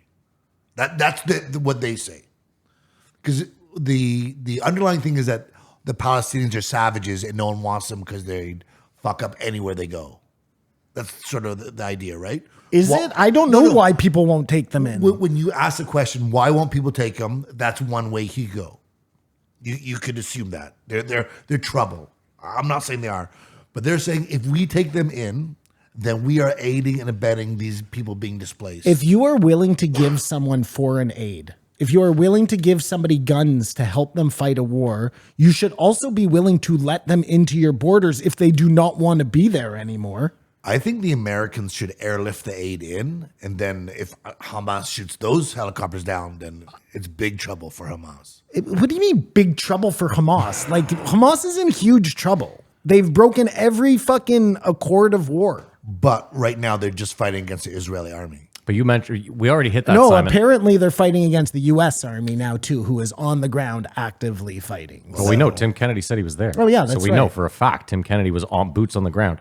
In Simon, Israel. It goes back to it though. No, in the Middle East, it wasn't. He wasn't or in in No, he said Gaza. he said he was in Israel, but he could be right on the fucking. He could be right at the wall. Like we don't know. But Simon, you hit the nail on the head. It's like all these treaties, they depend on a country, right? Like if you break the Geneva Convention or whatever, they need to have a country. Trust and enforcement. Yeah, like you can't enforce you can't enforce treaties on a terrorist group, right? Because they don't have like a representative. Or Right, but- there's no. Sorry, go ahead. The political body voted into Gaza Yeah. is Hamas, correct? They were voted in from 90 by yeah. the people. Well, Well, no, but I mean, they're voted in by somebody. Was there a vote or wasn't there a vote? okay, but like in many countries that are corrupt, you could say like, oh, Belarus had a democratic They vote. may have and- voted at gunpoint. and you find out that someone won 98% of the election because the other 3 got poisoned. That's all I'm saying. the thing like to if do- Hamas- Like if Israel really should do their vetting, and anybody who's not Hamas, just let them into Israel and then bomb the shit Yeah. out of Gaza. And then that satisfies your whole thing. 100%. And then they rebuild, which I'm sure they wouldn't mind doing if it meant they got it back. The problem, hopefully. And then they let those people back in, right? But- Sans terror. But the problem is they say, you know what? It seems a lot nicer without these guys here. We're going to build it back and they're not coming. That's just a risk. And Kamar no one mentioned- trusts anyone. the serious conservative Israelis are not like, they don't want any Palestinian anywhere near Israel. They don't want them they in the do want country. them They don't gone. want. well, there are two sides, right? The Yeah, same yeah, way there yeah. are supposedly two sides in yeah, Palestine. yeah. I'm just saying. Or where Yeah, I don't yeah. even, is Palestine even a place? Like well, the the Israel. Gaza, wherever that Palestine, is. it was Israel. I heard one guy say they should give Florida to Israel. But of course, it's the same thing of people being displaced. No, I think they should find some Palestinians, give them a bunch of guns to fight Hamas. Sounds familiar. Let's move on because Well, yeah. Well, he was there. He was doing distractions of like 50-year-old pastors that just had their pilgrimage from Alabama to fly to Israel to see Bethlehem, and all of a sudden they're in the middle of a war, and he was getting them out.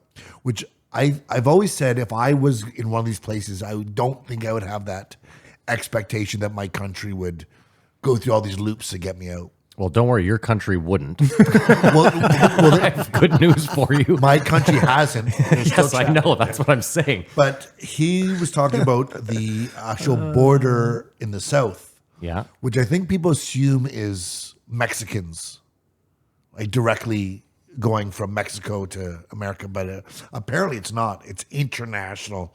Like if you get to the border, if you get across there, you get like a $1,200 debit card, and you got to show up in a month for your hearing. I wish I knew if that was true or not. Like if it's all like I wish I knew if that was How true or could not. it be? Like, do you honestly like think about? well, you do get a bus ticket to New York City, like, and you get into Do the you? system. Is that true? Like, I love how he thinks that you Well, just no, go we- Greyhound. We no, know that they're collecting immigrants at the border in Texas, Yeah. and sending them on buses to other cities. Yeah. Now, whether like good luck, Buttercup, but I think they do get some support, like a small safety net. I really do. If you get there, and to someone in a shitty country, that alone is enough of a chip in a chair, if you will. The weirdest part about all this is that I don't know if you know this, but like Mexico borders Guatemala, and Mexico absolutely will not let Guatemalans into the country. Like Palestinians. Yeah, like Mexico is like, I saw this Mexican being interviewed, and he was like, we hate Guatemalans. so they're fighting a border war down here and then being fought in a border war up here? Yeah, well, he what he was saying is he was like, we have the same border issue. He's like, we don't let Guatemalans in the country.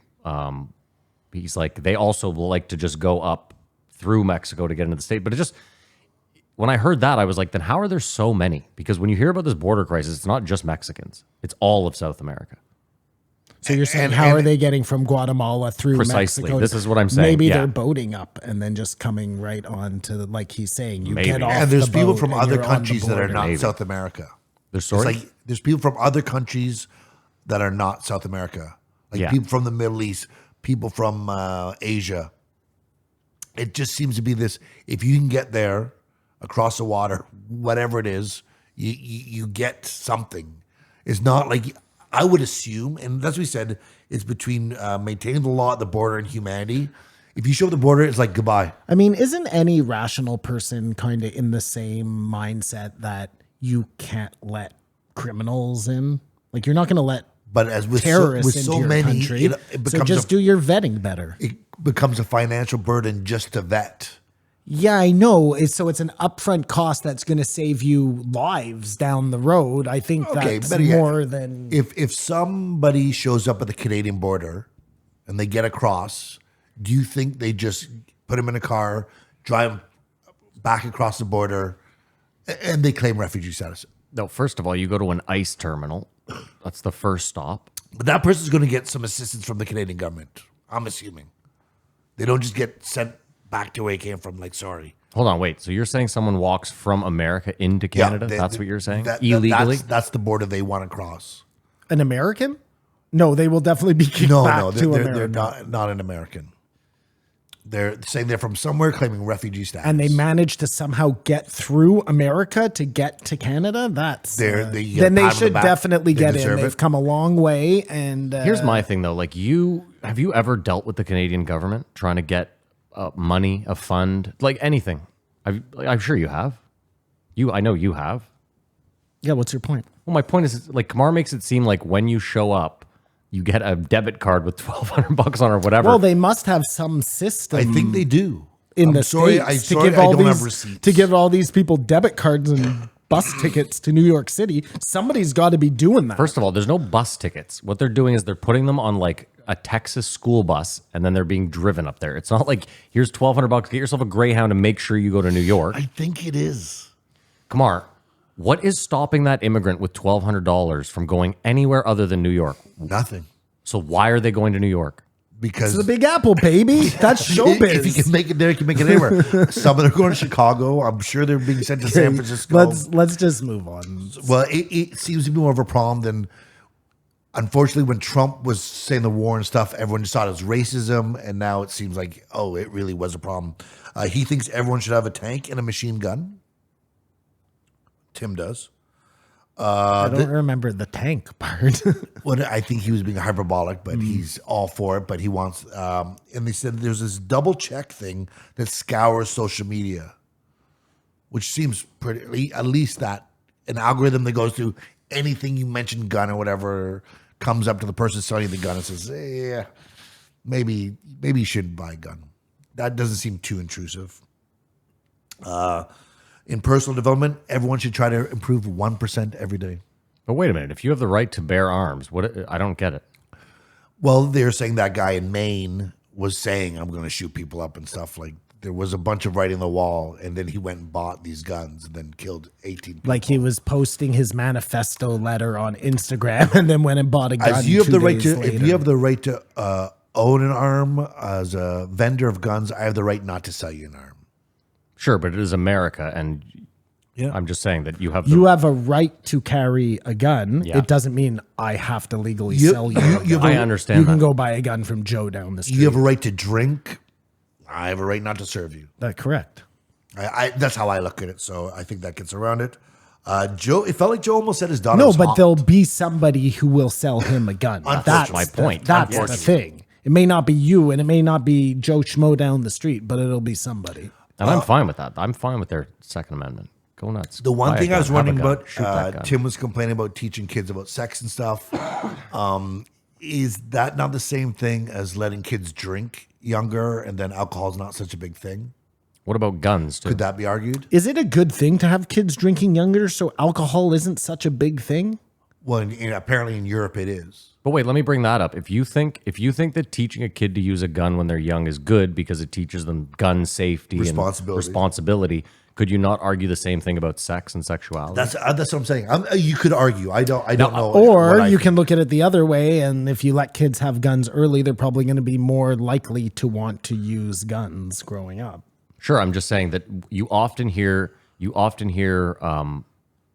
conservatives like right wingers say we got to teach kids about guns early. That way they're gun safety, gun this, gun that. But when it comes to sexuality, they're like, no, we can't teach them. They're too young. That's all I'm saying. Now, keep in mind, Well, I some of think these the, books I've seen have been a bit fucking egregious. I think that what he's talking about is like a trans thing, or you're letting a kid read a book about them being able to chop one of their private parts off, and they would never even know that was a thing until yeah, but grade 5 or whatever the fuck it is. But you could argue the same thing about religion. If you grow up in a household that's devoutly Well, Christian, they you might also- never find Listen, out. there are all sorts of rules that are supposed to keep religious anything out of our schools. I'm not. I just use religion as an example because, like, you know, if you grew up in a religious household, you might not find out about like Buddhism or Taoism or Judaism, and then you might grow up and be like, "Hey, why was I not?" I'm just saying that. I don't know. The argument can be made on both sides, the same. That's all I'm saying. Like when we were young, the idea that they would teach us about gays in school, right? Like in the 80s would have been obscene, would have been disgusting. Can't teach kids about gay. These kids might end up gay. Now in 2020, we wouldn't give a shit. Sure. The difference again is I get that it, is mutilating your body. I understand. Being gay isn't going to hurt you in any way. But still, you could also, okay, sure.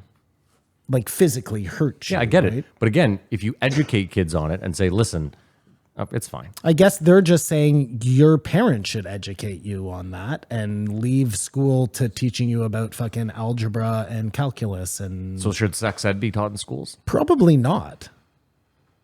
I don't, but by that logic, no, you should learn sex ed at home and you should learn fucking whatever in school. Like, did you actually learn anything from sex ed in school? I didn't. I learned everything from I learned your my parents. I learned well, my from the playground, but I whatever. go- but Where again, they're I- not, they weren't picking those things up from sex ed. They were getting them from like their older brothers. or Okay, whatever. but then we go back to it where what you're saying is like this system is no good. Where I'm learning it not from my parents because they won't talk to me about it. I'm learning it from the schoolyard, which no one knows shit. As opposed to having, and your problem is just that who is teaching it. That's your issue. I learned my teacher was very uncomfortable. Not Like if not my issue. The issue is that somebody else is deciding what your kid will be. Well, no, there used to be a curriculum. Like when we had sex ed, there was a specific guideline as to what was to be taught, right? Like it was like you were supposed to teach about condoms, safe sex, not getting pregnant, all that sort of stuff. That was so it does work if you just have a specific like curriculum and mandate. Work. What does work mean? Like what was the goal? To keep kids from having sex? Because it didn't keep us from having sex, right? No, it's to educate you about sex. Is To that make sure that you were worried about AIDS, because AIDS didn't even exist. So AIDS didn't exist? no, I'm saying it just wasn't at all what they said it was. In what sense? Well, I think that AIDS was probably some sort of like fear tactic as opposed to it being the... So you would say that using condoms is totally useless then? There's no need for a condom, No, right? probably good because it'll stop you from getting some STDs for sure and keep people from getting pregnant. So that's decent sexual Yeah, education yeah. right there, right? Yeah, So you condoms would are agree probably a good thing. some sexual education is probably smart to teach young kids. Because if you don't teach them Well, about herpes, again, period. I guess it depends on how old you consider young. Like when should you start teaching kids about condoms? Do they learn in kindergarten or No, do they I would learn say in like grade grade 8. 5, Grade grade 8? 8? Like we had sex ed in we started Grade at 7. 6. grade 6, correct? I think for us it was 7. But yeah, same thing. I mean, listen, we're also forgetting that in our day and age, you probably weren't that sexually active or at all. Now these kids are definitely eating each other's asses at like 12 years old. So I would say now there's probably more need for sex education than ever. But again, I'm not saying that you need to teach them like, hey, you should probably cut your dick off if you feel uncomfortable in your body. We can agree on that. Well, I think that one just opens the door to the other, I guess. Yeah, but we can't live in that world where like if you had sex education being taught by 10,000 teachers and 9,090 of them were teaching it properly to the curriculum and then 10% were just out there. 10% is too high. But if Not it was just 10%, 1%, Well, that's what I said. Yeah. I guess in any classroom, you're going to have 1% of the teachers that are garbage. So And I go back to it where like, what they're teaching kids in California schools or like in San Francisco versus what Tim Kennedy's kid in Texas is getting. I have a tough time believing that Tim Kennedy's kid in Texas is being taught any of this shit. Maybe I'm wrong. I have no idea. Time will tell. Well, no, but like Texas is not that state. I think it probably depends on where you are in Texas. If you live in Austin, you're probably more likely to run into Maybe. Yeah. sex ed classes. I don't know, man. I don't really care. They were talking about newspapers. Isn't it crazy to think how that was Can you scroll for me? Oh, I got to see what you got Yeah, there. come on, man. that was our access to information? What? Well, there's something they talked about that I haven't gotten to. No, he's saying we got to wrap this No. up. And you got to hit the major points here. That is a huge point. Say it again. That we used to get a newspaper Yeah. that was the hottest story was 16 hours old. Yeah. Like whatever got to press, that'd be at your house, and that's what you'd read, and then you get the nightly news. Mm-hmm. There was no 24-hour bombardment of dead bodies and this bomb and that stuff. Like, Yeah, they had to lie to you slowly. it was so much easier. But it hasn't stopped them from doing anything, right? Like his point is back then we didn't know shit, and didn't now know we know shit. so much. But they still go into the Ukraine and they still go into fucking Afghanistan, and nothing has changed. It hasn't slowed them down a fucking inch. I would say Sped them up. public discourse was a lot more relaxed. There was a longer periods of just not knowing anything. Yeah, without the internet, there wasn't so much like, angst against each other. So is information good then? Because it just makes us all angry. I don't think so. Before we were dumb and stupid and happier. Yeah. Then he told a weird sniper story, and then Joe talked about how he has Zuckerberg on the line. I'll just shoot him a text right now to see about that. Which is We knew that though, didn't we? okay. I'm being redundant, but it's just again like Joe easily could have said, "I got Elon right here. Like, do you guys want to go?" Like, what we are presented as people's relationships and their stances. Guests aside, I think the guests are. We don't know what we don't know. I give this a 2.5. You know we're on Tim Kennedy now, right? Tim Kennedy. Okay. Oh, I give it a 2. This was fear mongering at its best. The most I've heard in a long time. And I gotta say too, like Joe and Tim have this weird. I don't know. Maybe I just don't have it because I'm not American. But like, they have this weird. What the fuck is the word I'm looking for? Like they have a need to make sure that the U.S. lives on far past them. And I guess I just don't understand that. Like, you don't think that for Canada? You don't want Canada to live past you? it doesn't fucking matter. Doesn't matter. Like, I'll double down on it. What I'm saying is, like, I say this all the time. The kids build the world they want. That's why old people are angry. That's why when we were young, old people were super agitated because they were like, I don't like all this change. This isn't for me. This isn't how I want the world. And we, the young people, were like, we don't give a fuck. We like rap music and crop tops and fucking hula hoop, whatever the fuck it was.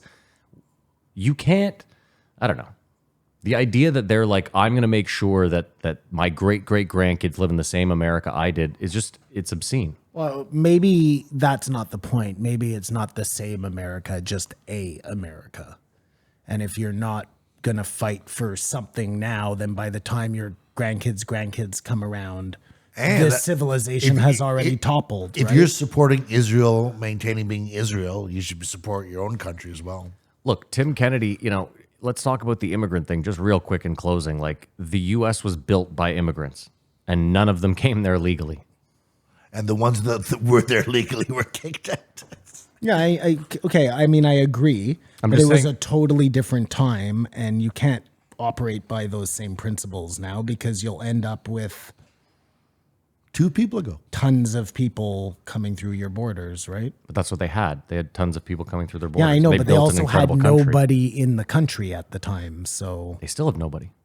well, I mean, they have lots of people. Yeah, but a country that size, like, their country is fucking massive. Our country, I mean, Yeah, you need housing for all those people, right? Like, it's not just as easy as having the land. Yeah, the land is good. but did they have the housing when all those people came over then? No.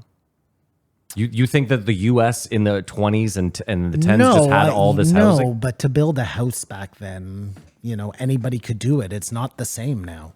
So you're saying they should not only let everybody in, but change I'm not all saying- the whoa, whoa, whoa, whoa, rules whoa, to whoa, whoa, whoa, whoa, let whoa, people whoa, build whoa, and whoa, like, whoa. how do they get the land if they can't afford the land? Then what happens? I didn't say let everyone in. That's not what I said. I'm just saying that Tim Kennedy has this very staunch view of people coming here illegally. I think you need to look into how long a wait it is. And keep in mind, not as a Canadian. As a Canadian, you can wait. No, but you were comparing it to people coming here illegally back in 19, Yeah. whatever, or 18, whatever, Sure, the yeah. 17. I don't even I'm know. not going when. 17, but Well, whenever people first started fucking coming over here. When no, but was it never that? started. They've always been like, what I'm saying is throughout the last, like, dude, go start at 1960 and go backwards. There's always been people coming into the States. Always.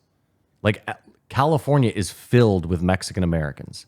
Most of them walked up, probably illegally, became citizens, and now are upstanding members of society. That's all I'm saying is I understand borders. I understand immigration. I'm just saying that This idea that, all these people coming from terrible places trying to make a better life in the States is not a bad thing. That's all I'm saying. And Simon shakes his head. I didn't shake my head, but it's not a bad thing, but it's not a feasible thing either.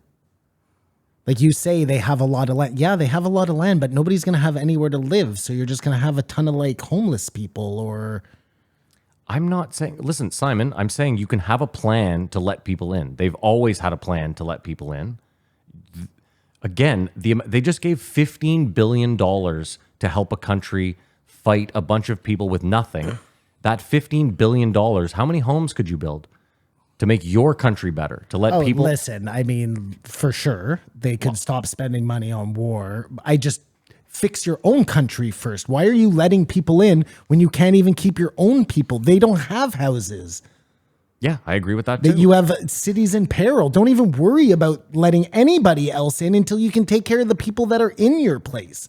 I think that's probably the biggest problem. Also, I think the housing thing is bullshit.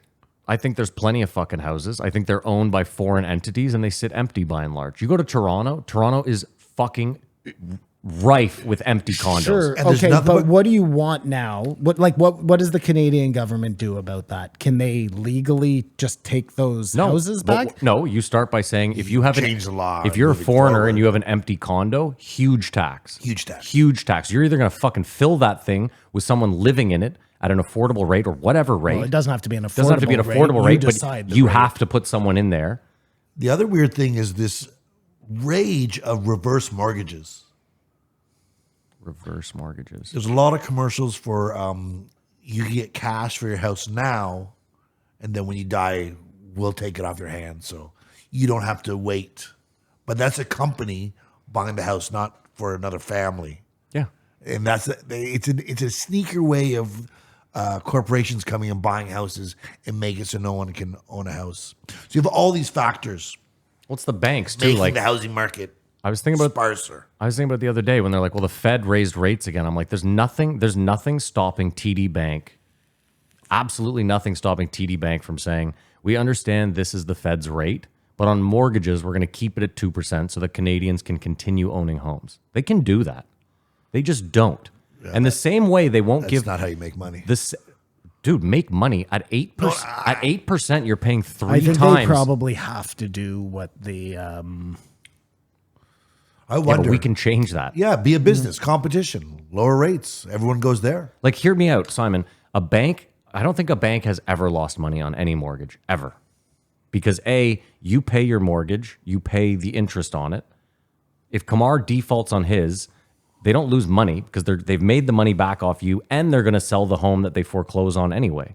So hopefully they sell it. No, not hopefully. In every case, they sell it because it goes to auction, and someone will buy it for a fucking... whatever, a fraction of what it normally costs. But my point is, the banks have never lost money on mortgages ever, and they still do this to us. No, all I was saying was I don't know if they can go against the Fed like that or whoever our thing is, you know what I mean? Because at some point they may need the government to... Yeah, and I'm just saying we, the people, have the power to go to the government and say, change this. We do? How do we do that? I don't know, go to your fucking your local MP. Nice try. We don't have any power to do anything. So stupid. All right, we're going to take a break. We're going to pay a bill, and we'll be right back. We're back. Thank you so much to our sponsors. There will be links in the descriptions. Be sure to go and check them out. Kamar, name and a number. 2056. Abracadabra, David Blaine. Do you guys like spaghetti? You probably don't like spaghetti. I like spaghetti. What? See how that doesn't work? Come on. Nope. Yeah, David Blaine has returned. Last time we saw him, he was regurgitating on a frog. On screen. Yeah, that he did that in the studio, but he was going to fly with the balloons. Simon said when he saw him do it, by God, he did it. Unfortunately, he did not sail in the sunset. He's back with a National Geographic special, which you can't talk about, except he's kissing cobras. Last time, he jabbed a fucking thing through his arm. Yeah. He regurgitated frogs. Yeah. He swallowed nails. Yeah. This time, he talked about his fucking food regime. Yeah, that's what happened. And as Joe said, this was the most boring podcast ever. Joe His said words. that? His words. His words. Oh, this podcast was terrible. When did Joe say that? When Joe was constantly trying to look at the marked cards to figure out what it was, and Jamie figured out. And I right, figured yeah. out in real time too that it was a magic eye. That's what I thought it was too. You just let your eyes go. Some people can do it. Can you do a magic eye? Yeah. I wish I could have recorded myself saying that, and I could timestamp. I don't it. want to toot my own horn, but I'm really good at Magic seeing eyes? magic eyes. Yeah. Yeah. If it Sounds takes like a a, skill you normal had. person like 10 seconds, I'm there in 5. Wow. Because you could tell when he was holding up the cards, it took David Blaine a second to put his magic eye on and call the card, but he did. I think David Blaine wants to be spoken of as Houdini. Yeah. And yet, That's I fair bet enough. if you asked like 9 out of 10 people on the street, what has David Blaine done? Like, you know, he's a magician, but what has he done? You'll have no idea. Ask me, Matt. But what about Harry Houdini? Most people wouldn't know what he's done either. But his name is still just living on. Synonymous with escape artist. Yeah. But he's, not like an he's the escape artist. Gretzky of magic, the Jordan of magic. I think he'd like to be. Yeah. He Yeah. wants Yeah. that moniker. Anywho, my point is he's frozen himself in ice and nobody knows about it. Well, because I think most of us are like, that's not like a ta-da. Like, It's a slow burn, and I think he has to die doing one of these things to achieve Yes, that. that or letting people punch him in the stomach. And now that he's has a daughter, I don't think that. Well, that's Hey, how Houdini piss died. jug, are you listening That's to how, me? hey, piss jug. That's how he died. Well, I was thinking he got excited about how Francis is the hardest punch in the world. Yeah. He thinks in his head, maybe I should bring him out. He punches me at the end of every show because he just does. And then I just barf up 1,000 frogs. That Or would that'd be actually be cool, incredible. man. That would be great. If he has Francis punch him in the stomach and then he barfs He up like fakes 1,000 that it frogs. hurts. Yeah. That's incredible. But his whole thing is wanting to. Not even fucking present. His whole thing is wanting to do something no one else has done sort of before. I think it'd be hilarious if he comes back 6 months later with the UFC championship, just devotes life to fighting, and does it. Ta-da. Yeah. Because everything is a trick no matter what he does. I mean, he's a magician and I'm the one who's figured out. You just combine 2 of the tricks. Like as soon as you start running out of tricks, you just freeze yourself in a block of ice and then attach the balloons to it. You know what I'm saying? No, before you go in the block of ice, you're like, little girl, think of a card. Any card. Then you get frozen in the block of ice. Then The you card come- like that. I love, dude. That's what I'm talking 3 about. of diamonds. That's like Job shit. Ta-da. Yeah, exactly. Wakes up in the Was it- hospital was- bed. was- Dude, that scene in Arrested Development. Arrested Development is so fucking funny. That's what made me love that show after that fucking moment. One of my favorite Job? Yeah, where he wakes up in the hospital bed and goes, "Where am I? Oh, you're in the hospital, Job." Ta-da! One of my favorite Job scenes ever is when he's CEO of the company and there's like they're having a company meeting and he goes to do the pennies from heaven thing and he throws up all the pennies and then he points at one of the guys in the meeting and a penny shoots out of his sleeve and it hits the guy right in the glasses and breaks his glasses and Job just so under his breath goes, bullseye. Fucking incredible. As if the guy in the $10,000 suit is gonna hold the elevator door for you. It's an illusion, Michael. A the trick last- is something a whore does for cash. Or coke. the last time David Blaine was on, one of you guys had the video of the guy making fun of him. I did, yeah. Like, is this your car? Ah! And that was his peak, I think. Yeah. When he Getting was doing- black guys to run away from him on the street. Yeah. Or like going to Harrison Ford's house and having Harrison Ford tell him to get the hell out of my house. And that prompted your Chris Angels. Have you seen the new guy? He does it with like all the young influencer dudes. No. And it'll be like, okay, think of your pass number for your phone. Oh, I've seen that guy. Yeah. And then he's like, He's nuts. okay, I got it as long as the last 2 numbers are 99. And then it opens the phone and you're just like, holy fuck. So he's learning that from the way your like body is standing out. Who even knows? Do you think it's magic? No, I don't think anything these. It's all trickery. Ask me again, though. Do I believe in magic? 100%. There are people out there who can do real magic. None of these guys who are doing it on television are doing real magic. A real magician probably wants you to not know that he can do magic. It's funny because I used to play at this card game that was definitely not on the up and up. And like, I think back to it now and I'm like, definitely there was fucking cheats there. 100%. Are you talking about the river? Oh, there was a bunch of different ones, but yeah, like 100%. Not only that, Matt, but most of those places had guys running game on you, multiple people, right? Pretending that they were enemies and really they're meeting in the parking lot and splitting your money. Yeah. Do you think this National Geographic special is going to move the needle? No. David Blaine? I think his time has come and gone. Whoa, come on, guys. He's kissing cobras. I mean, if that's not impressive, what is? Is that impressive? No, it's the fucking stupidest thing I've ever heard. Listen, Listen, you can't lock yourself in a brick of ice for like 27 days and then go to kissing cobras. It's true. We got to keep moving up in complexity here, you know? It's interesting. Put the snake up your ass. Yeah, I want to see him like strap himself to one of Elon's rockets and There you see go. if he can get through the Van Allen belt or something. That would impress me. I'm here past the Van Allen belt. He's afraid of surgery because he knows that's when he does not have control. Okay, yeah, what a fucking asshole, eh? He'll do all these other things but not get surgery. It's like when Alex Handhold tells you, like, you know, that's where I feel the most at ease is up in a rock. Yeah. Like, shut the fuck up. It is not. You feel way more at ease in your bed on a pillow with zero That's true. chance That's true. of falling into a crevasse. Yeah. I was thinking about Alex Handhold the other day. Is he still alive, by the way? Yeah. Because eventually we're He's going to gotta get go. a notification on our phone about him falling from somewhere, right? Like 100%. There's no way he lives his whole life without dying on a mountain. I don't know. Think about Spider-Man, the French guy. That's different, I think. That's Dude, way he is still climbing buildings in cowboy boots. Like the guy's a fucking maniac and he's old. no ropes, no No nothing? ropes. Just well, a then fucking he's bag gonna of die chalk. too, Matt. Yeah, but I think people have been, like you, have been saying that for a long time. And this guy just keeps, I don't know. Some people, I think, Simon, I'm not saying people don't. They're just, I don't know. Some people are built different. I agree. I'm not him. He's 1,000% built different. He's a sperm whale, Matt. He's not afraid to dive No, to the bottom of he's the going ocean. after the octopi. My Fearless. point is, if you're a sperm whale and you're diving to the bottom of the ocean and there are megalodons, eventually you're going to get snatched up I guess. So he's on the clock.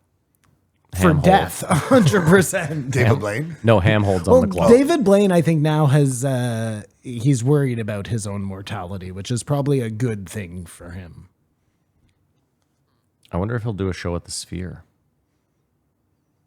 Well, he has a daughter now. I really think, like, you know how he said he only does like 1 or 2 big Yeah. shows a year? Yeah. Well, no, he said this new show at the Win is like, he said he's doing a couple shows a week, but that he's not going to do it for very long. I guess he mentioned that it was like strenuous on his body or something. He wouldn't get begged into Joe details. to I come love see how it. people tell Joe, you got to come and see this. Oh, I got a pretty big packed schedule that would really eat into my archery practice. Like, Yeah. shut the fuck up, man. David Blaine's net worth? Ooh, 15 million. I was going to say 20. No, it's got to be more than that. He's got to be worth like, let me say 110 million. The internet says he's worth 40 million. Which means to me, 80. he doesn't have to consume a gallon of water. That's one of his acts that he says is horrible. What's also crazy to me is like all the stuff he was talking about, I was just like, what a nightmare it must be to be a magician. Like when I leave the house, I'm like, fuck, my keys, got to go back in. Like it'd be a nightmare to be like, oh, my special contact lens. So in case I have to do a card trick or like a frog. Yeah, or, like I fell asleep on the couch last night and I can't remember if I puked up all the frogs. Yeah. That may be problematic. you know? definitely. Do you remember David Copperfield? Of course. That was our first magician. Yeah, he made the Empire State Building, or no, the Statue of Liberty disappear On TV. on television. Yeah, real hard. To fucking- They just pan away. There's smoke.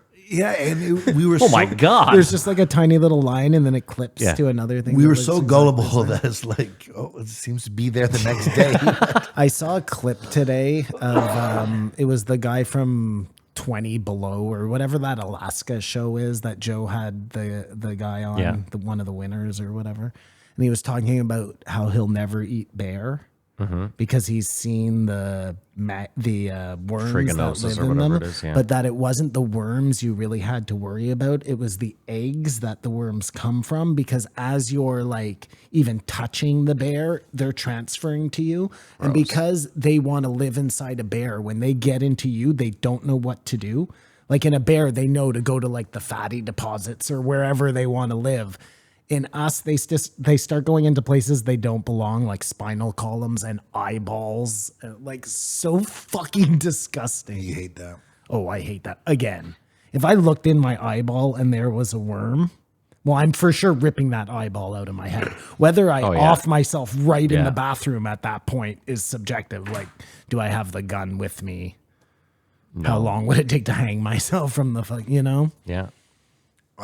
His first trick was swallowing thread and having Joe pull it out of him, which he said he'd tell him how he did it, but he didn't. It was My favorite was how disinterested Joe seemed. Like, really, we're just right off the jump. I'm getting out of the seat. I'm going to come over there. Well, come on. Out of all the things you can do to impress Joe Rogan, you're going to pull a piece of hair out of your mouth? A thread, hair, same difference. It might as well be a piece of hair. I think the whole thing is you're a magician, trickster, whatever. You have to be in control of everything at all times to keep your tricks going. I don't know about that.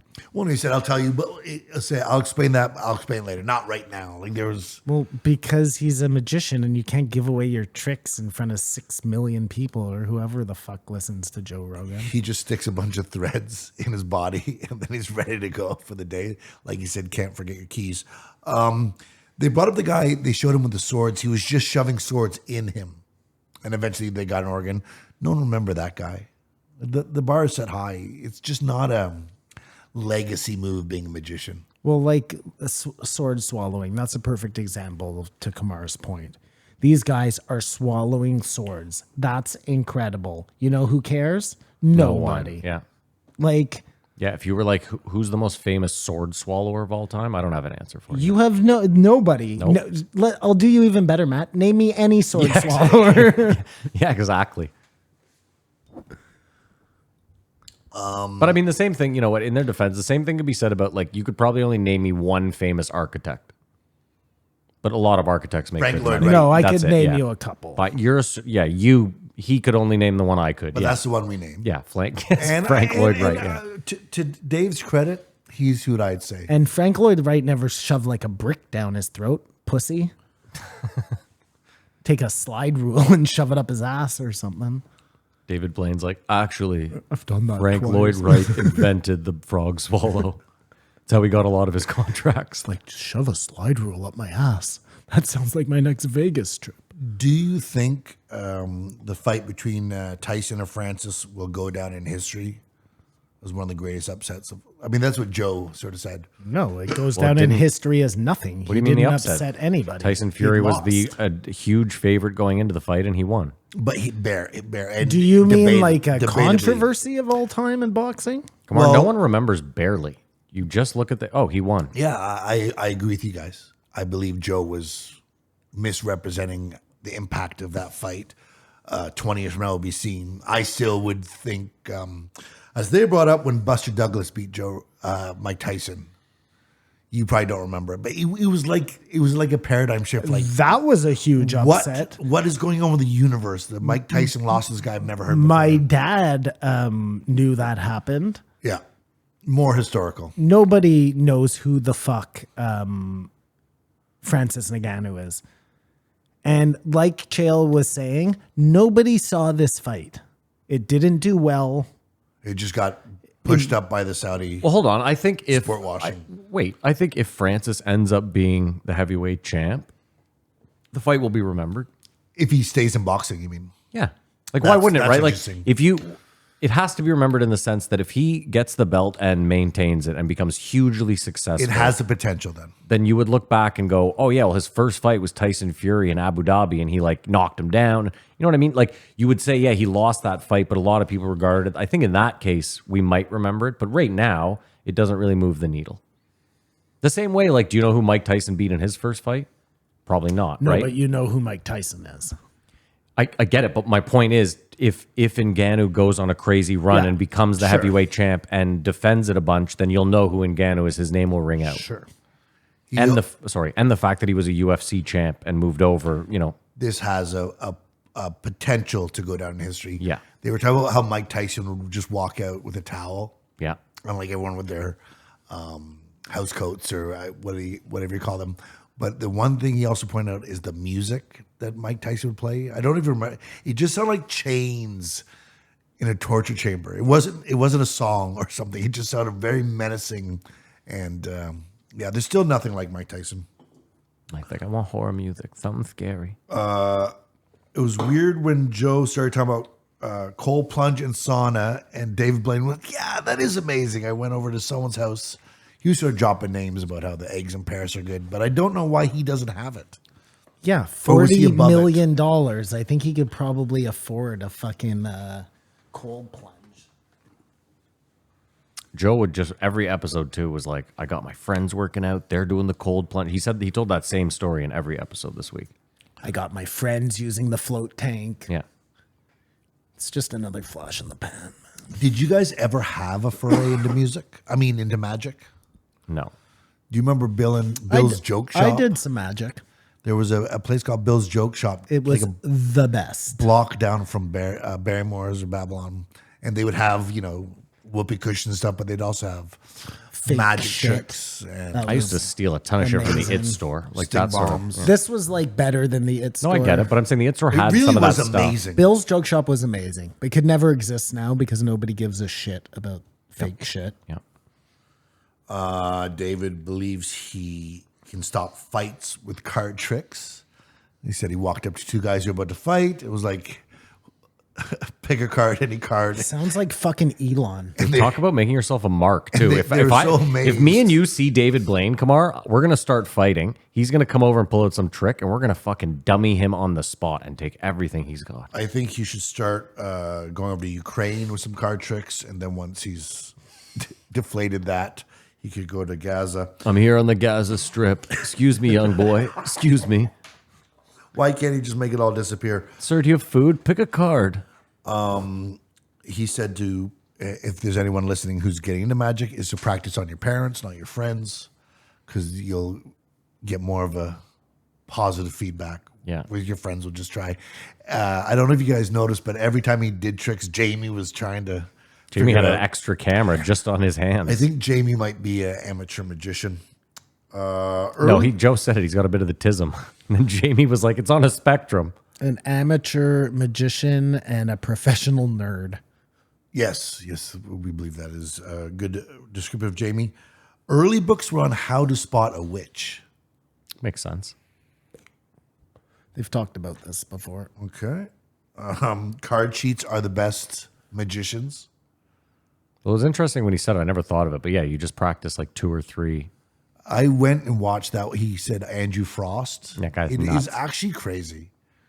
Like you can see they do something. They'll break down some, like you'll split 2 cards off the bottom and just hold those there. And once you do that 1,000 times, then you can make it look Like, have you ever seen somebody deal off the bottom of the deck? Yeah, it looks flawless. You ever seen that blind guy who's like a sleight of hand expert? Or these guys will do all this dealing and they'll change not one card.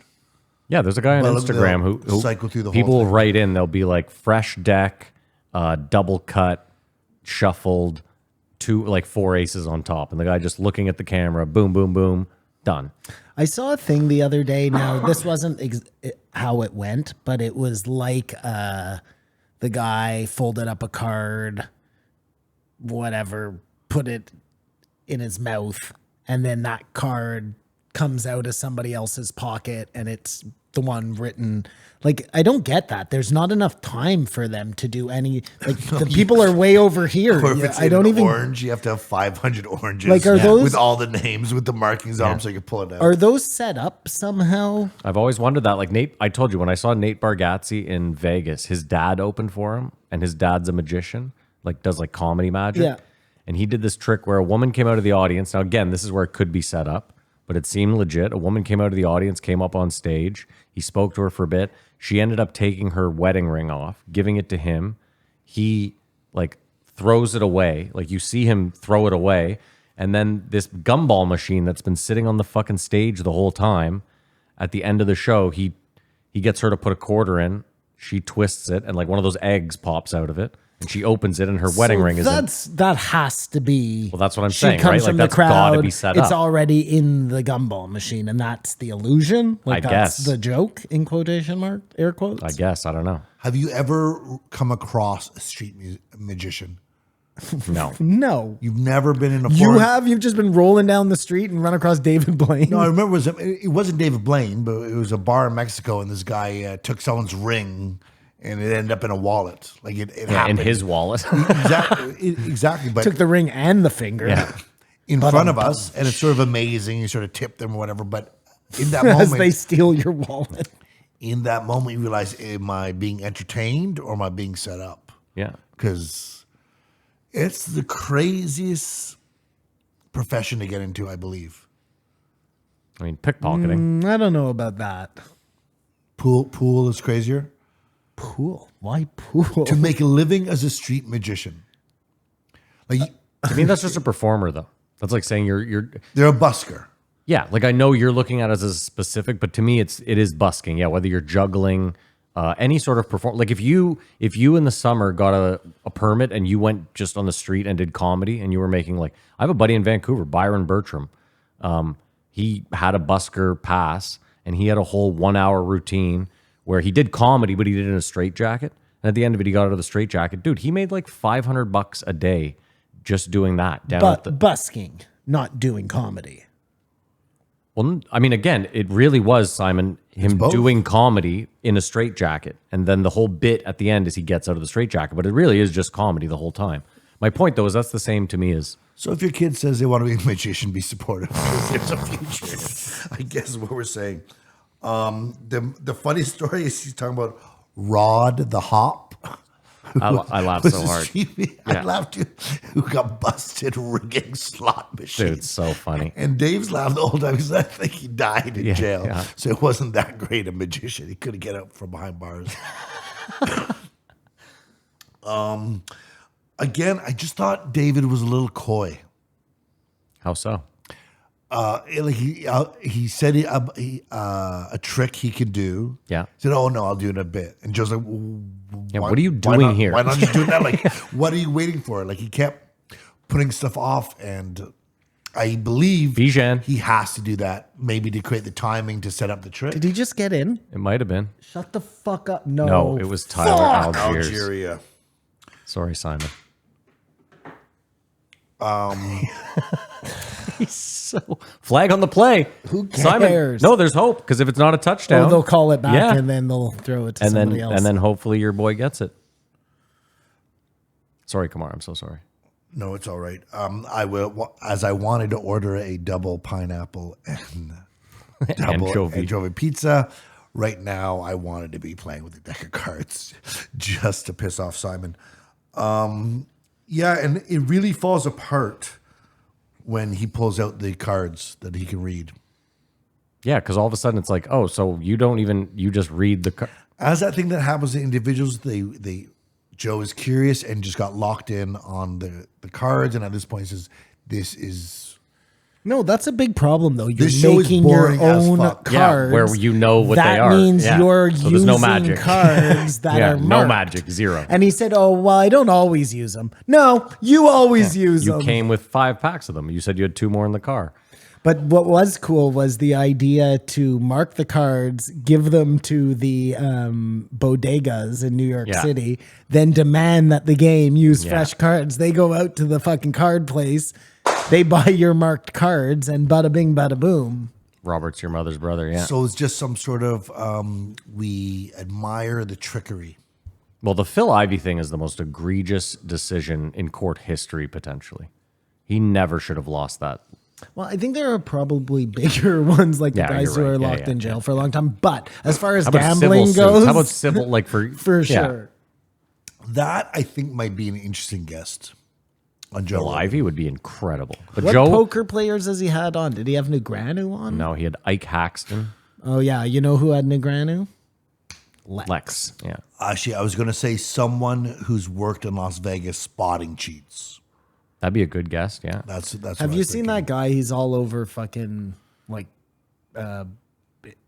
YouTube all the time. He looks like a greasy dude. He's got like face tattoos. Oh, Mickey? Yeah. He's like been Goth banned boy from Mickey, yeah. every casino in Vegas. Card counter. Yeah, there's something about him that we don't like. I don't mind Mickey. Oh, What do you think about the guy? He's a clown. He's got like a funny mustache and his face is all tattooed like a clown. Do you know who I'm talking about? No. And he's like maybe he's a barber to the stars or something. but he's a YouTuber. Yeah, man. You don't know who I'm I talking about? don't think highly of him, but I'm sure my opinion could don't. change. And he's think highly of constantly him. talking about like being at like satanic parties with. No, you don't know who I'm talking about? No, I have no idea. I'll show him to you. Please do. Come on, are you going to go Who on? is your number one magician? Oh my God, I don't have one. Who's my number one magician? I couldn't name David you Blaine. four. David Blaine, sure. So he's achieved what he needed to do. yes. I just wonder, like his show is so great. I wonder if he would be. This guy, you don't know him? No, I do not know him. Definitely not. No, know I him do not either? approve. I do not approve. That guy looks like a fucking maniac. Yeah, he's definitely.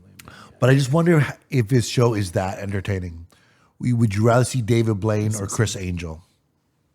I would rather see. Oh, that's a good question. I don't know. I wouldn't pay for either of those shows. David Copperfield. You don't have to pay. David You're getting a free Copperfield or Chris Angel? Well, I'm- Definitely Chris Angel. I think David Copperfield is probably a really boring show. No, he to said see. David Blaine or Chris Angel. Oh, That was the original one, and then we have a side Penn and Teller. I would want to see Penn and Teller. I think Yeah, I think Simon's right. Penn and David Blaine would be the best one to see, but it depends what tricks he was doing. I don't want to see him sitting in a block of ice. Yeah. You know what I mean? Or hanging in a No, I have no cube on interest. the. Chris Angel is the corniest of them all. Bridge. He was hilarious just because of how like Mind freak. whatever that comedy, I don't know what it was where they parodied him. It's hilarious, dude. But there's no other. Some show. There's no other magicians in the conversation. No, I'd say like you name them all, I guess. I can't think of anyone else. I just think again, David Blaine. These guys are sort of a victim of the internet. A victim. He's worth $40 million. No, but once Entertainment, it's so all these things is easy just- to find out how tricks work. Like who used to make themselves levitate? Was that David Blaine or Chris Angel? David Blaine. David Blaine did that. Like he wasn't making himself levitate. Yes, we are aware. I'm not positive how he was doing it, but I'm sure you could find out on the internet. He's learned to figure out. I watched one video while I was watching this. Another magician was saying that what David Blaine does to set him apart from everyone is the physical stunts. Yeah, the stuff we don't Yeah. Everyone else just wants to do cards. What is interesting, so hopefully this Natural Geographic show, he only mentioned the kissing the cobras, but that's like the yogi or whoever would train to kiss the cobra. He's going to learn that skill. There were yogis out there that would train, this is for real, okay? They would train their butt muscles so much that they would be able to tense their butt muscles and it would propel them into the air. So it'd give the illusion of floating. So like if he's going to learn how to like tense his butt to fly, I'm all for it, you know? Yeah, I mean, I think the one thing, anyone who devotes the amount of time that these guys have to do these tricks, to remain in secrecy, like it's just detrimental to your personality. It's funny though, where it's like it's not secrecy because they have to pass it on to someone. Like David Blaine learned from someone. He learned some tricks from someone, right? So it's Yeah, like they all as much as have, it's secret, they all like it's like I gotta have one guy I pass this on to. Did you ever see the movie Death to Smoochie? Yes, but I don't remember it. I don't remember it either. It was with That's not the movie game, thank God. No, it was with Edward Norton. Yeah. I just imagine for David Blaine, he is almost always on, and if you are around him, you have to see a trick every day. There's no period you go where he's just normal David Blaine. I think that might be detrimental. You point out that backing helps when you're gambling, which is a very obvious statement. If you lose $60,000, but you have another $60,000 to double down. Yeah, so obvious that I wonder why you even mention it. Because It's not so much backing. It's do you have unlimited bankroll? they were just talking about how Dana is a good gambler, but it's It's easy to lose 160 grand when you have $4 billion. That's like one of us going to the casino and losing $40. It doesn't. And then he begged Joe to come see the show, and I feel like it wasn't Too thirsty. It Too wasn't that thirsty. important to Joe. Yeah. Joe's not going. I think his biggest moment was hanging from the balloons, Didn't care about that. Don't or care he about dies this. on stage, dies doing some sort of stunt, which I don't want him to do because he's a daughter, and I feel like I'm putting David Blaine maybe in the Steve-O category. What category is that? You don't have to do this anymore. Oh, gotcha. Oh no, Steve-O definitely still has to do it. You think so? He 100%. I think- he made like zero money from Jackass. No, but he has a podcast. That's He got successful. totally He has a fucked. I don't know. But I think his stories alone, like wrestlers make a deal of it, going to comedy clubs, doing their stories, a little bit of comedy stuff. I see what you're saying. Yes, he doesn't have to put his body The through that personal anymore. endangerment. Yeah. Yeah, no, I'm with you. David Blaine no longer has to do any trick that causes him discomfort. Yeah. And I guess his trip to Africa or around the world to do all these interesting stunts, as we call them, he survived. But this was a horrible podcast. Do not get it twisted. Awful. Terrible. For those of you listening, I'm pulling, like, it was just all visual, and he No, even if you watched it, didn't it know wasn't a why good he was there, podcast. unless it was just for the National Geographic. I give it a 1. I give it a 2. It's almost like he was supposed to be on to have a debate with another magician or something, and that magician couldn't Didn't show show up. up. for Or he made him whatever disappear reason. Yeah. right before the show started. All right. Finally, I think No, we're done with him, right? Joe's, Totally. We were going to rate it. we rated Oh, it. we rated it. Did we? I gave it a 2. I didn't rate it. Don't rate it. Don't rate it. Just leave it like the episode you never saw. I'll give it a 1.5. 1.5. I give it 2. Adds up. Matt doesn't rate it.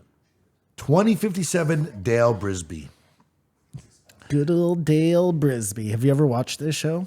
No, well, not till this podcast. I watched it by accident one time. Like I didn't know what it was. The It algorithm seemed- found you. No, it's on one of our networks there, like Crave or one Oh. of those. You know what I mean? And I Netflix. was going through one day and saw that it was like a university for bull riders. I was like, oh, that sounds like it could be fun. And then it wasn't. You didn't find him funny? I mean, I didn't find it funny.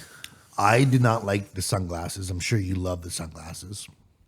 Was he wearing sunglasses? He wore some real mirrored sunglasses. Now, later on, we find out that's his shtick. It's funny because I looked at this guy and I was like, this guy's everything I want and know I can't be. Really? Yeah, just good looking, cool, real man. I like how he gave Joe the hat.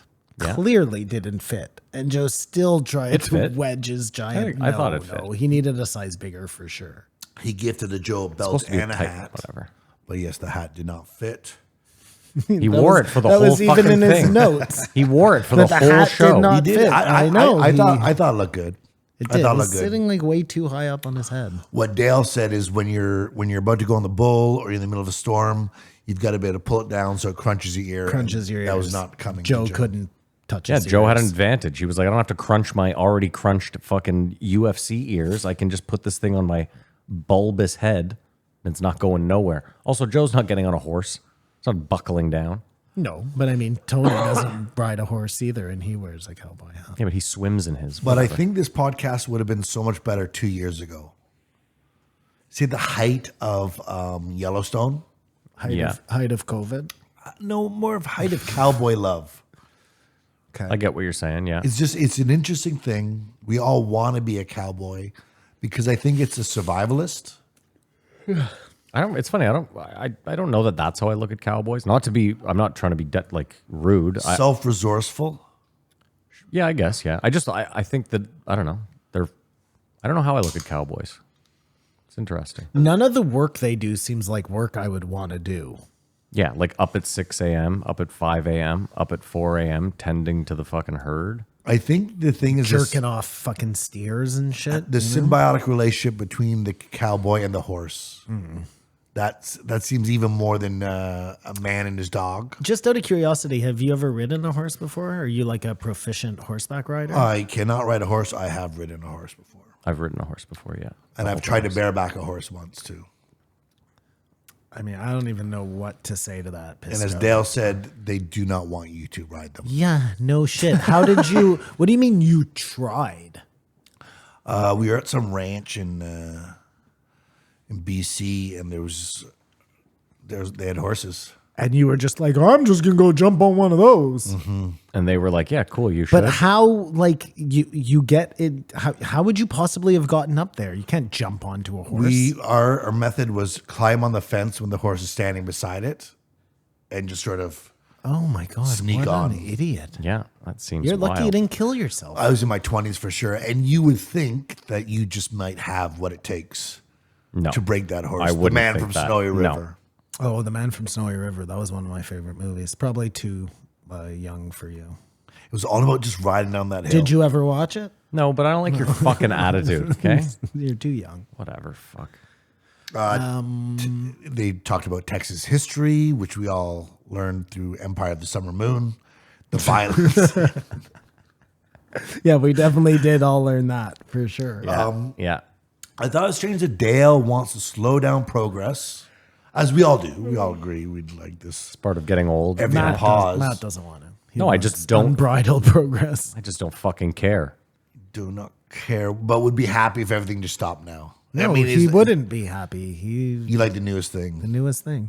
technology. So do you, shitbag. Like, what a dipshit this guy is. Yeah, I would no, be but happy. you claim to want to. You love new shit, too. I rail against the internet. But Like, you living in a TikTokless world? How does that work?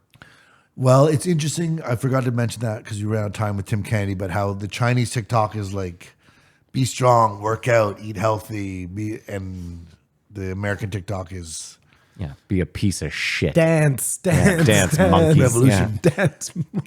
But he's a cowboy that wants to slow down progress. But he made his real mark on the world on YouTube Yeah. with progress. So he's got a foot in both worlds. He says, I'm a real cowboy, so I shouldn't know about AI. But he knows all about the algorithm. He's really on the line. I was watching this YouTube video the other day Adobe made where they were interviewing this YouTuber. And they were like, what's like the secret for you? And she was like, my secret is don't just make videos for the algorithm. Once every 10 videos should be a video you really want to make. And I was like, that is so fucking gross. I was like, what kind of world do we live in? What kind of fucking world do we live in? Powell. I have him on no cards. Nobody in the world has him on a card. It must be intoxicating, though, to know you're manipulating the algorithm and it works. I mean, listen, having these kids that are like right now using AI, you can create a YouTube channel that will bring in, I'm not saying a ton of money, but like $3,000 a month. And you don't have to do jack shit. Now, if you had 10 of those, like, yeah, I imagine having an infinite money printer would feel fucking great, That's what Kamar. it seems Yeah. like. Like half of the videos, like any video you see on YouTube where it has a weird voiceover, that's just someone got AI to create a video. They used ChatGPT to make a script. Then they put that script into this thing that gave them an AI voiceover. And then they used AI to create B-roll video of whatever they want to show you. So like you might have watched a video on the pyramids that was just totally made by AI. Oh, I'm sure. They should and I don't mean it as like they a- should say, More than one. this has been brought to you by AI. Yeah, I feel like it's, I mean, yeah. I mean, this is the thing. Right now, we're still in the infancy where if you're looking for it, you know, almost certainly. But in 5 years, you will have no fucking idea. Jesus. Dude, they have AI right now. This is insane. It sounds a little robotic, the voice. They have AI right now. I'm surprised Mr. Beast doesn't use this. I could record a YouTube video right now, and then you feed it into this AI, and it will put it in any language. Not just put it in any language. The AI changes your mouth to make it look like you're speaking in that language. So, like, I could be Italy's biggest YouTube star tomorrow. I think Mr. Beast already does that because No. They just dub all theirs in another language. Gotcha. Like they hire professionals to overdub it. But I'm just saying, like, yeah, I'm just saying. I mean, that's insane that you could be sitting in like a living room in Canada and be the biggest Sri Lankan YouTube star somehow, just because I don't know. It's Thank fucking God we're bananas. above it. We don't want to get muddled down. Well, the interesting things he said much later on was that he's worried about someone trying to take down his online persona. Like in jiu-jitsu, he was worried that someone would be like, oh, I don't like Dale Brigsby. This is my chance to break his arm or something. And I think that's like a thing that all these influencers come to terms with, that I'm going to be successful. I'm going to use the algo to print money, but there's going to be a group of people that hate me. Yeah. And most normal people are like, I could do that, but I don't want to have this group hate me. Imagine being So I will us, not do making it. no money and having people hate you. Even better. Well, no, there must be 1,000 to 2,000 people that hate us. I bet there's way more. Exactly. And it is bearable. We've managed to get by, but I just avoid it. for real success, and then that's why they all have security. Like, and not many of them come out and say, because I guess who would feel bad for a YouTuber who says, it's not the easiest life. And I thought he was sort of saying that about his YouTube success.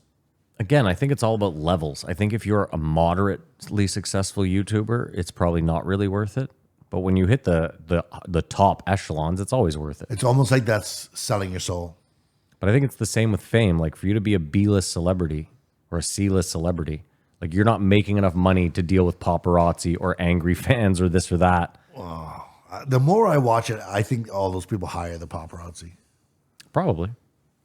I mean, there are certainly people that garner the photography, but Well, you just wonder why some stars never get, I think you can just avoid it. I was thinking about it again today. Can you believe that no one cares about Jamie Foxx? I only thought about because you see his face on a gambling ad every single day. why does no one care about him? Well, he had a horrible disease. No one talked about it. Now he's well, but he's just out of the spotlight. But he's still We on didn't even commercial know stuff. what he had. Has it ever been said? No. But you want me to worry about him now that he's better? No, I'm not worried about him. I just wonder, like, how it can be selective. People wanted to know. I just watched the movie he was in, actually. It was a vampire movie called Day Shift. It was horrible, eh? Yeah. But Kamar, don't forget, like not Michael B. Jordan. Who was it? Who was, Bossman. The guy that played the Black Panther. Like, Yeah. he got sick and didn't, you know what I mean? He didn't tell anyone he had cancer until it was like so obvious that he was sick. Some people just want to keep it personal, right? Like if you're Jamie Foxx. Yeah, but it seems like we live in a society that doesn't care about that. Or you can be rich enough that you can influence what people know or what people don't know. That's what I was saying. It goes back to what you, like, he might have just quietly gone to some hospital where no one was going to bother. You know what I mean? And Or he's a clone. okay. Okay. Well, I just remember when Kevin Hart broke his back in that car accident. Yeah. It was just a weird thing, and now he's back to normal. Came back even way bigger and Better and richer stronger. than he was before. The one thing I thought about Clone. Dale Yeah. is he reminds me sort of Wheel Walker Jr. Wheel Walker Jr. Wheeler Walker Jr. Who's that? He's been on the podcast. He's a singer, isn't he? He's a country singer, but he sings all funny songs I don't remember. about getting pussy and getting fucked up. Anyways, he seemed very serious, Dale Brisby. Yeah. About cowboying. Yeah. Rodeoing. Yeah. But he was a comedian. Yeah. I like how he had no problem calling himself the GOAT. And he wanted it. Well, he got the co-sign from Joe when Joe said anything goes. But We were trying to be sorry, funny. is he a comedian? He self-proclaimed. No, I know, but I don't think he's like out there doing stand-up. No, he's a is YouTube comedian. He He's, said that. He Which like opened makes the door for. sketches. and- I don't care if you're doing YouTube videos, if That's you're doing Walker Wheeler slideshows, if you're doing a podcast, if you're trying to be funny, go for it. There's no like, you have to have a stool and a microphone, and if you're not doing that, then you're not. I don't respect you as a comedian. No, but I think there's a difference disagree, though. between doing a stand-up show like you would and doing a reality show and being funny on it and calling yourself a comedian. Is Like, that what he's doing? We believe so. Like, I think if you write sitcoms and you call yourself a comedian, I think you're not, I don't know. That just seems dishonest. You're a writer. Yes. The same way, like, I truly think, to me, this is just my opinion, if you say you're a comedian, you do stand up on the regular.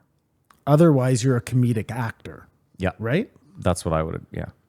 Like, I was going to say, if you, yeah. Like example, Like Jonah Hill. Jonah Hill is a Seth comedic Rogen. actor. Well, he's more than that. He's just an actor. But He was a comedian though. Yeah, but he no longer Jonah is. Hill was a comedian, No, really? Seth Rogen. And for like a day. Like Zach Galifianakis, there's an example. Like Yeah. he probably still does enough stand up where I could still say comedian, but actor first. I don't even know if I've ever seen him do I've seen him do stand up. Sacha Baron Cohen is a comedic actor. comedic actor. comedic yes. writer, comedic. Satire guy. I mean, keep in mind, he is so quick on his feet that I believe he would thrive in stand up, just based on all the characters he's done and what I've seen them release. I mean, Adam Sandler, comedic actor. But he was a He stand-up started comedian. as a stand-up. Michael but Keaton. He's very well. That's just weird. He's not a comedian. But he was. like for a second, I still think you have to do it. like Larry You David. have to continue to do it. Yeah. Like if Larry you David. stop, like Kamar, if you stop doing comedy for 5 years and you say to me, I used to be a comedian, I go, yeah. If Used you to say be. to me, I'm a comedian, I'd go, oh, okay. Like Any- I'm not a comedian. Wouldn't tell anyone I'm a comedian. It's fine. Okay, you're doing jokes with sound cues and stuff. That's all right, as long as you're doing it on stage. Yeah, I don't care if you have a just guitar, refer if you're the Pauly show, we do a Smuckers show, brothers. Yeah, slideshow, but you're doing some sort of show. you have an Alone act. on stage. You don't have to be alone. You have an act that well, the Smuckers brothers, they Okay, did comedy. sure. You know what I mean? Like Yeah. I was gonna say ventriloquist, but that's still just you. No, that's two people. Okay. Which do you think is scarier, being thrown off the horse or bull, or being stomped by the horse or bull? Well, I think thrown off is scarier, but stomped is worse. I think thrown off, you have so many opportunities to break your neck and back. And you're watching it all happen. When you get stomped, you don't even know what happens. You just get stomped. Like it's really just It takes your a head. while for It's- the pain The kick thing in. is like you get stomped for sure. You're breaking something, but as long as it doesn't get you in the head, you're probably going to recover. Do you respect that the real cowboys don't wear helmets? I mean, I think if you're fucking getting thrown off that thing, you're fucked regardless. But it probably would be better to wear a helmet. I think it's like, I don't know. Bull It's riding is just irresponsible. insane. It is I don't even insane. understand And why it's so anybody would insane. wanna The people do that do it aren't that interesting. What do you mean? Well, this is a guy that did it, and he wasn't funny, and he was sort Well, of. again, they hardly even talked about bull riding. Oh, yes, they did. Oh, did they? He talked about being in this shoot, I believe it is, and there's just nothing like it in the world. Being in the shoot. He was very serious. It is the shoot. He is correct. Yeah, I know. about that. I'm just laughing that Kamar's using these cowboy terms. That's I love the it. only one he knows.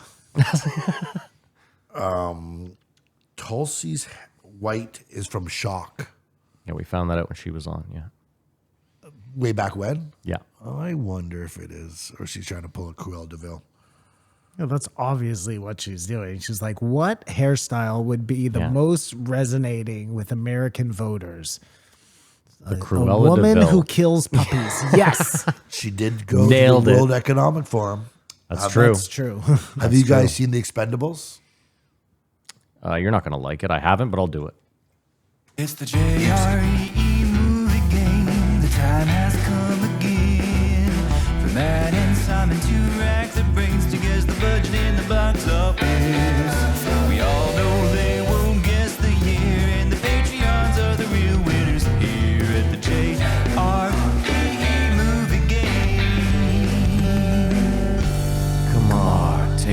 baby. It's the movie game where Matt and Simon go head to head, find out what year a movie came out, how much it cost to make, and how much it made at the box office. This week we're doing The Expendables, which is sort of in that vein that we were talking about before the podcast. Of it gets to the point where all these guys are action movie cliches, and you can actually put them all in a new movie and resell it to you, and you're like, oh, it's all good getting the band back together. Yeah. I feel like maybe Scream started the whole thing. I don't know. Taking the trope of the horror movie and sort of making it campy. Because this, if it was the first time, wouldn't be good. Because we all know them as action heroes. Getting the band back together, we accept it. No? Simon, do you have a year? Starring Sylvester Stallone, Jason Statham, Jet Li, Dolph Yeah, Lundgren, I have a year. Eric Roberts, Randy Couture, Steve Austin, David Zayas, Giselle Itti, Karsma Carpenter, Gary Daniels, Terry Crews, Mickey Rourke. 2013. I also said 2013. Release date 2010. Wow, way off. That would have been Expendables 2. Okay, so I said it cost $180 million to make. And then it made $1.1 billion. what the fuck? Whoa. Okay, I said it cost $98 million to make, and it made $476. Something like you're knocking out of the park. $80 million to make. And $274 million That's at the box all? office. Yeah, I knew you were so far off on the. Hold on, there's nothing crazy about me saying $180 million. It's got special effects. It has 50 A-list actors. So there's no reason that you wouldn't think that a big budget blockbuster like this wouldn't cost mucho fucking dinero. Oh, I did think it cost mucho dinero. I No, think 90 even is not high for $100 2010. million. No, that's crazy. Yeah, I mean, That's a like lot. this fucking craft service budget for the Titanic. That's crazy. And Expendables 4 just came out. Okay, what was the box office? How much did it cost to make Expendables 4? Probably even less. than Probably, one. yeah. They shot them all at the same time or something. It's just all $100 million. B-roll footage. Unreal, yeah. Well, they got Bruce Willis. And They could box only have him on office? set for 10 minutes. $50 million. God, Wow. The So this really, Expendables this got Expendables is expended. done. So Yeah. as 4 movies, I wonder how much money it lost. None. Oh, because it's only the last one that would have lost money. Otherwise, Yeah. they wouldn't have made Yeah. them again. Yeah, that's true. Good call. Good call. And that return on the first investment was pretty big. They made $150 million off it. Can't be too bad at that. Yeah, Expendables 3 made $214 million. So Oh, there you go, yeah. Started going Yeah, down, yeah, and he just squeezed that and beat off the dead horse. No, that's what you do. You beat off the dead horse. Yeah. Kinda. I tried to use it last night, and I didn't use it well. It didn't land. Well, you didn't use it well there either. Well, no, I just said I hate to beat off a dead horse, but this building is beautiful. I got a good laugh though. So yeah, we piss jug. would rather get stomped than fall off the. No, I'd rather Bucky get Bronco. bucked than get stomped. And there was a time in your life where you would have, if you could go to rodeo school, No. Never in a million never years. in No. a million years, Not in a your zillion 20s. years. No. I mean, I might train to do like the roping or something. Something that doesn't have any possibility that I get stomped. Like, Kamar, if you'd asked me, would you have gotten into skydiving in your 20s? Like, sure. But there's something about the bull that just like, I don't know, it's a variable that I'd skydive 1,000 times before I'd. get on a bull. Yeah, me too. I would also jump out of a plane before I got on a Yeah, bull. I think. 100%. Yeah. But I don't like the idea of jumping out of a plane. I can tell you that. Well, you don't like the idea of getting in the plane to No, begin with. but, so uh, exiting the plane even via the less door. jumping Well, out of it. He rode his first bull at 12 I mean, I assume that's regular shit when you grow up on a ranch, though, in this right? area in the cowboy Yeah. country. In I- this area. I don't think it's on the cusp of becoming huge like he does. Listen, I was in Vegas for the rodeo, and it's fucking big. Yeah, those who like it a lot. Yeah. But I don't think it's growing. I actually am I prefer the Matador. What, but they kill the bull at the end. And I eat prefer. it. And eat it. Okay, well, I don't think though that makes it better. I think that's part of it. I mean, And- Bull's getting killed either way. And the bull can kill Sure. the Matador. Yeah. That- How often does Oh, that that's happen? awesome. That's on the line. That's on the line. And then do we eat the matador? Well, I believe so. Okay. Well, now we're talking. Maybe Now we got a sport. Maybe the rodeo should incorporate a running from the bulls. They just let the bulls go in the stadium. All right, gang. Now it's time for everyone to get in the ring. Isn't it crazy when you see the videos of the bulls going up into the stands? Yeah, it's nuts. Nuts. That's when you know you're fucked. When you see a bull jump into Yeah. the stands at a rodeo. It makes me believe he says it doesn't happen, but I always thought that the rope was tied around the testicles of the animal and causing it to be more agitated. as I it had were. never heard that once in my whole entire life. That's what you thought, Piss Jug? Yes. That's what I thought pissed him off. His face. The realization that it may stick. He's so disappointed. Yeah, I just have to keep my life to myself. It was Oh the my callousness God. in which you told it to us, buddy. It's not Fucking like you were hilarious. embarrassed in the least. I was. You just I- dropped I- it like I it said- ain't no thing. No, I said I was very embarrassed. And that's Did why he doesn't Matt like me. really? Yeah. Listen, I was there. Good. It's a bummer, but my buddy has a broken neck. Like, this is the... Are you quoting him now? Yes. Okay. Just, it's like if you get into crime, you're either going to die or End up in go jail. to jail. If you get into cowboying or rodeoing, you're either going to die or get a broken... Like, it's... No one walks away. I don't know how he is doing this rodeo thing having a dislocating shoulder. Because I have dislocating shoulders, and just any sort of motion like that would pop it right out. I just think you just keep the one arm like tied up to your body, and then you just right. I mean, I guess if you're only using one hand. Yeah, because they But have what they if can it's only his use other one hand. What if it's his? The Well, I'm hand sure he has grew to up use? doing this shit. I'm sure you just get. I bet Just both do of a this guy's lefty or forearms. righty? Yeah. It's just, it'd be... Riding the bull southpaw. I guess not irresponsible if your kid wants to do it, but like some parents don't want their kid to play baseball or play football. sorry. baseball. was I gonna think say. if your kid becomes a bull rider, Yeah. it probably means that you're probably pretty close to bull riding. Yeah, I don't think there's anyone in like I don't suburban think my Illinois son that's like, is like working his way up to be a bull rider, and I'm Yeah, I gonna bet have they're to all real worry proud. about it. You know? Bull rider or street magician? Which is a crazier go? Are you asking if I I, won't had a kid? dignify that with an answer. No, I'd like to know, Simon. So you I'd rather my son be a magician than a bull rider. interesting? Yeah, 100%. Street magician though. Yeah, street magician. Okay. Because I get being a cowboy. You love the outdoors. You love the animals. You love roping up the steer, branding them, that whole cycle, the whole Yellowstone thing. That's a job. Like he said, it's a freedom that you cannot feel anywhere Sorry, else. if it was cowboy or street magician, Cowboy. cowboy. Yeah. But riding the bulls, that's like you're just asking that it's you're asking to fall off the cliff. It's only a matter of time before they tell a story about you. There's enough. I do think you guys are forgetting that some of the purses for these rodeos are pretty hefty. It's interesting you said that because he said that's the only reason there's purses is for them to know who's better, but they don't care about the money. It's about being. Yeah, but say that when the government goes to take your ranch. You care about everyone cares about the money. Get the fuck out of here. My point is, if I told Simon this guy won like 250 grand for one thing, all of a sudden you'd be like, oh, well, you know what? Is that how much they win? Yeah, I'm pretty sure the one in Vegas that I was at, it was $250,000. For the prize I don't know if that was the purse or if that was first. I don't know. He works on Taylor Sheridan's ranch, 666 ranch. which I guess makes him a real cowboy and that he probably doesn't have to do any of this anymore Yeah. with the success of his YouTube channel.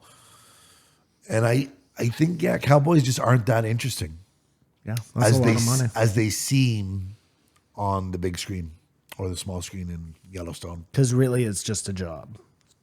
It's just a job. It's just waking up at 6 a.m. It's going to bed early. I mean, he doesn't party. I mean, Yellowstone, they get treated terribly.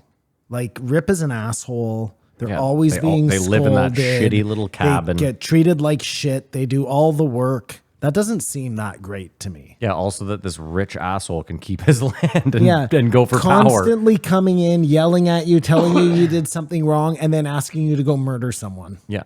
But it's freedom.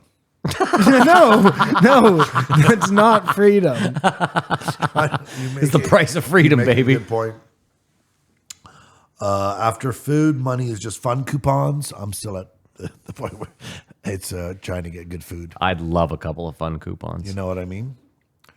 Simon's checking to see if he has any fun coupons. Nope. Judging by his face, he's also fun couponless. People stepping to fighters.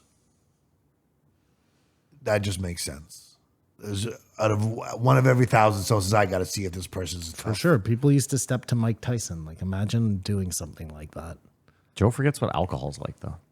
Even with I alcohol. know, but I think that is probably 90% of the cases. Yeah, if you take alcohol out of the scenario, I think most people are pretty fucking humble and are like, I don't know if I want this smoke.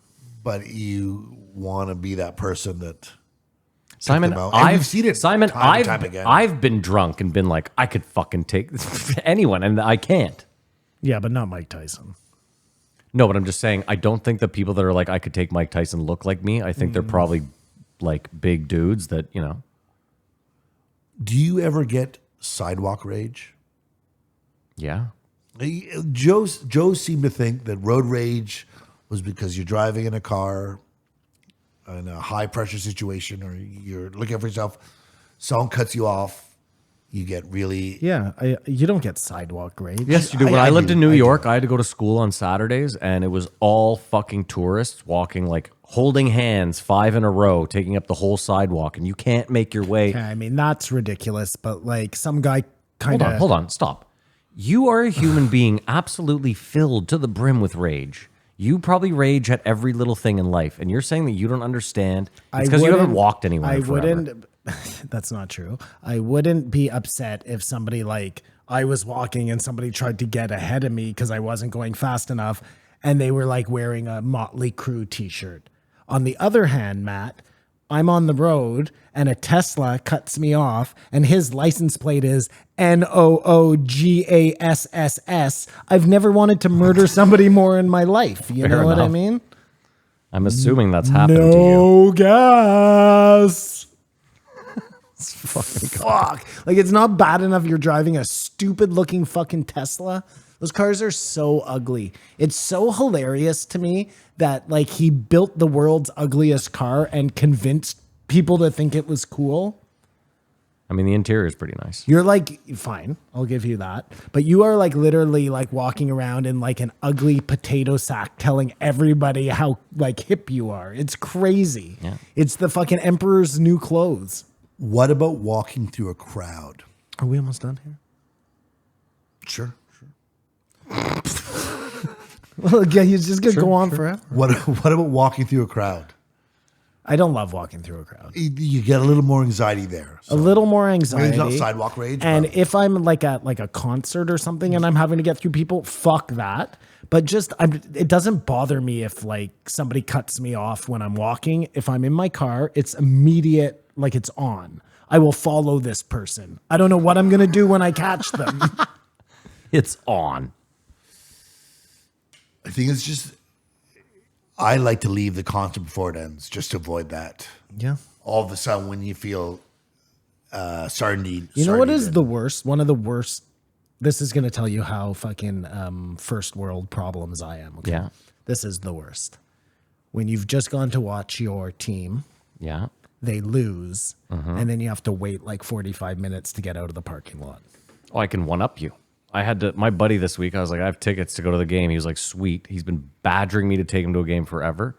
Calls me back. He's like, listen, the only way I can go is if you pick me up at my house in Quebec and then drive me home to my house in Quebec when the game's done. I left here at 5 p.m. We were late to the game, and I got home at midnight. Jesus. Dude, the bridge was closed, so I had to take a different bridge. Then I got I fucking hate. I was like, I'm never taking you to a game again. You're a piece of fucking trash. But needless to say, yeah. Hope he listens to this podcast. No, he doesn't. No, needless to say, Simon, yeah, I'm with you. That whole, especially when you've lost.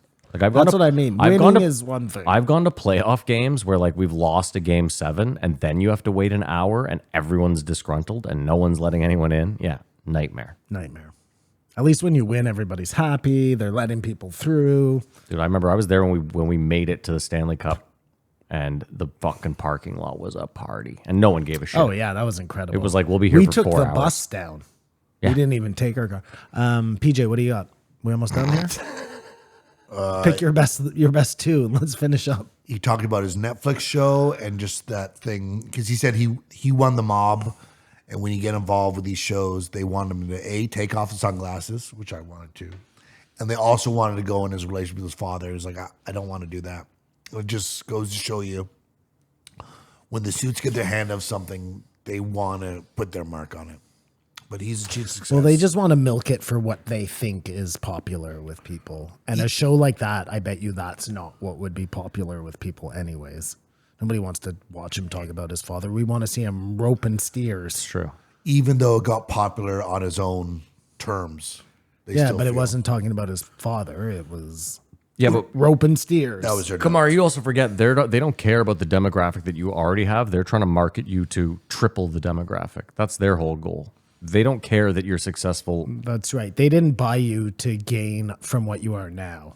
Yeah, they want, if you have 1 million followers, they want you to have 4. That's the goal. So if they can get you, women between 25 and 30 resonate with the father story, and you don't have a lot of women, then they're going to go for that. That's just, I agree with you. It's stupid. Well, I guess, if nothing else, the guy was riding the bull and the lights went out. That would be terrifying. It's already terrifying with the lights on. I mean, the good news for him is no matter what, I would have gotten off and been like, I rode him for like 9.5 seconds. Like I was on that fucker. We had tea. So that's it, Kamar, you're done? Out to pasture, back to dust. He doesn't know anything about farming. It just goes to show that cowboys is a very It's a niche thing. niche thing. Yeah, exactly. Thank you. Niche. Farming. That's for fucking gay vegetarians. And then, would you guys ever stick your arm in a hole He's doing it just to annoy me, eh? for a catfish to grab it? No. I thought this was really boring. I didn't realize that, you know what? I was going to say something interesting, but I'm not getting sucked into your shit here. I'll tell you afterwards. I give it a 2. I give it a 1. I give it a 2, and reluctantly. This was the longest podcast of all these podcasts. Well, because they all stank. No, that has nothing to do with how long they were. the least interesting, I thought, of the 3, but yet was the longest. I think David Blaine might have been the Oh, least 100%. The least was David Blaine. Second least was, Elon was just so full of shit. It was crazy. Was Yeah, it the an week infomercial? stuff. Listen, take the week off. You don't got to. No, that's 2 weeks in a row you're taking off. You don't got to do it Soon this you week. won't even We listen did. to We did the Rogan anymore. legwork for you. No, I mean you might find some gems in there. Like maybe there's some. I'm sure a lot of people like Elon, and we don't. So whatever. All right, that's an episode. If you made it this far, thank you so much. Maybe you're willing to go a step further. We have a Patreon. If you want to support the show, you can head over to patreon.com/JREE podcast. For $5 a month, as little as $5 a month, you will get the post show. It's the show after the show. We shoot the shit. And you'll also get the occasional piece of extra content. There's a backlog of some other stuff we did in there. Check it out. If you don't check it out, it's fine. Whatever. We don't care. Yeah, that's it. Other than that, we hope you have a great week. We hope you enjoy your weekend. And as usual, Keep your eyes open.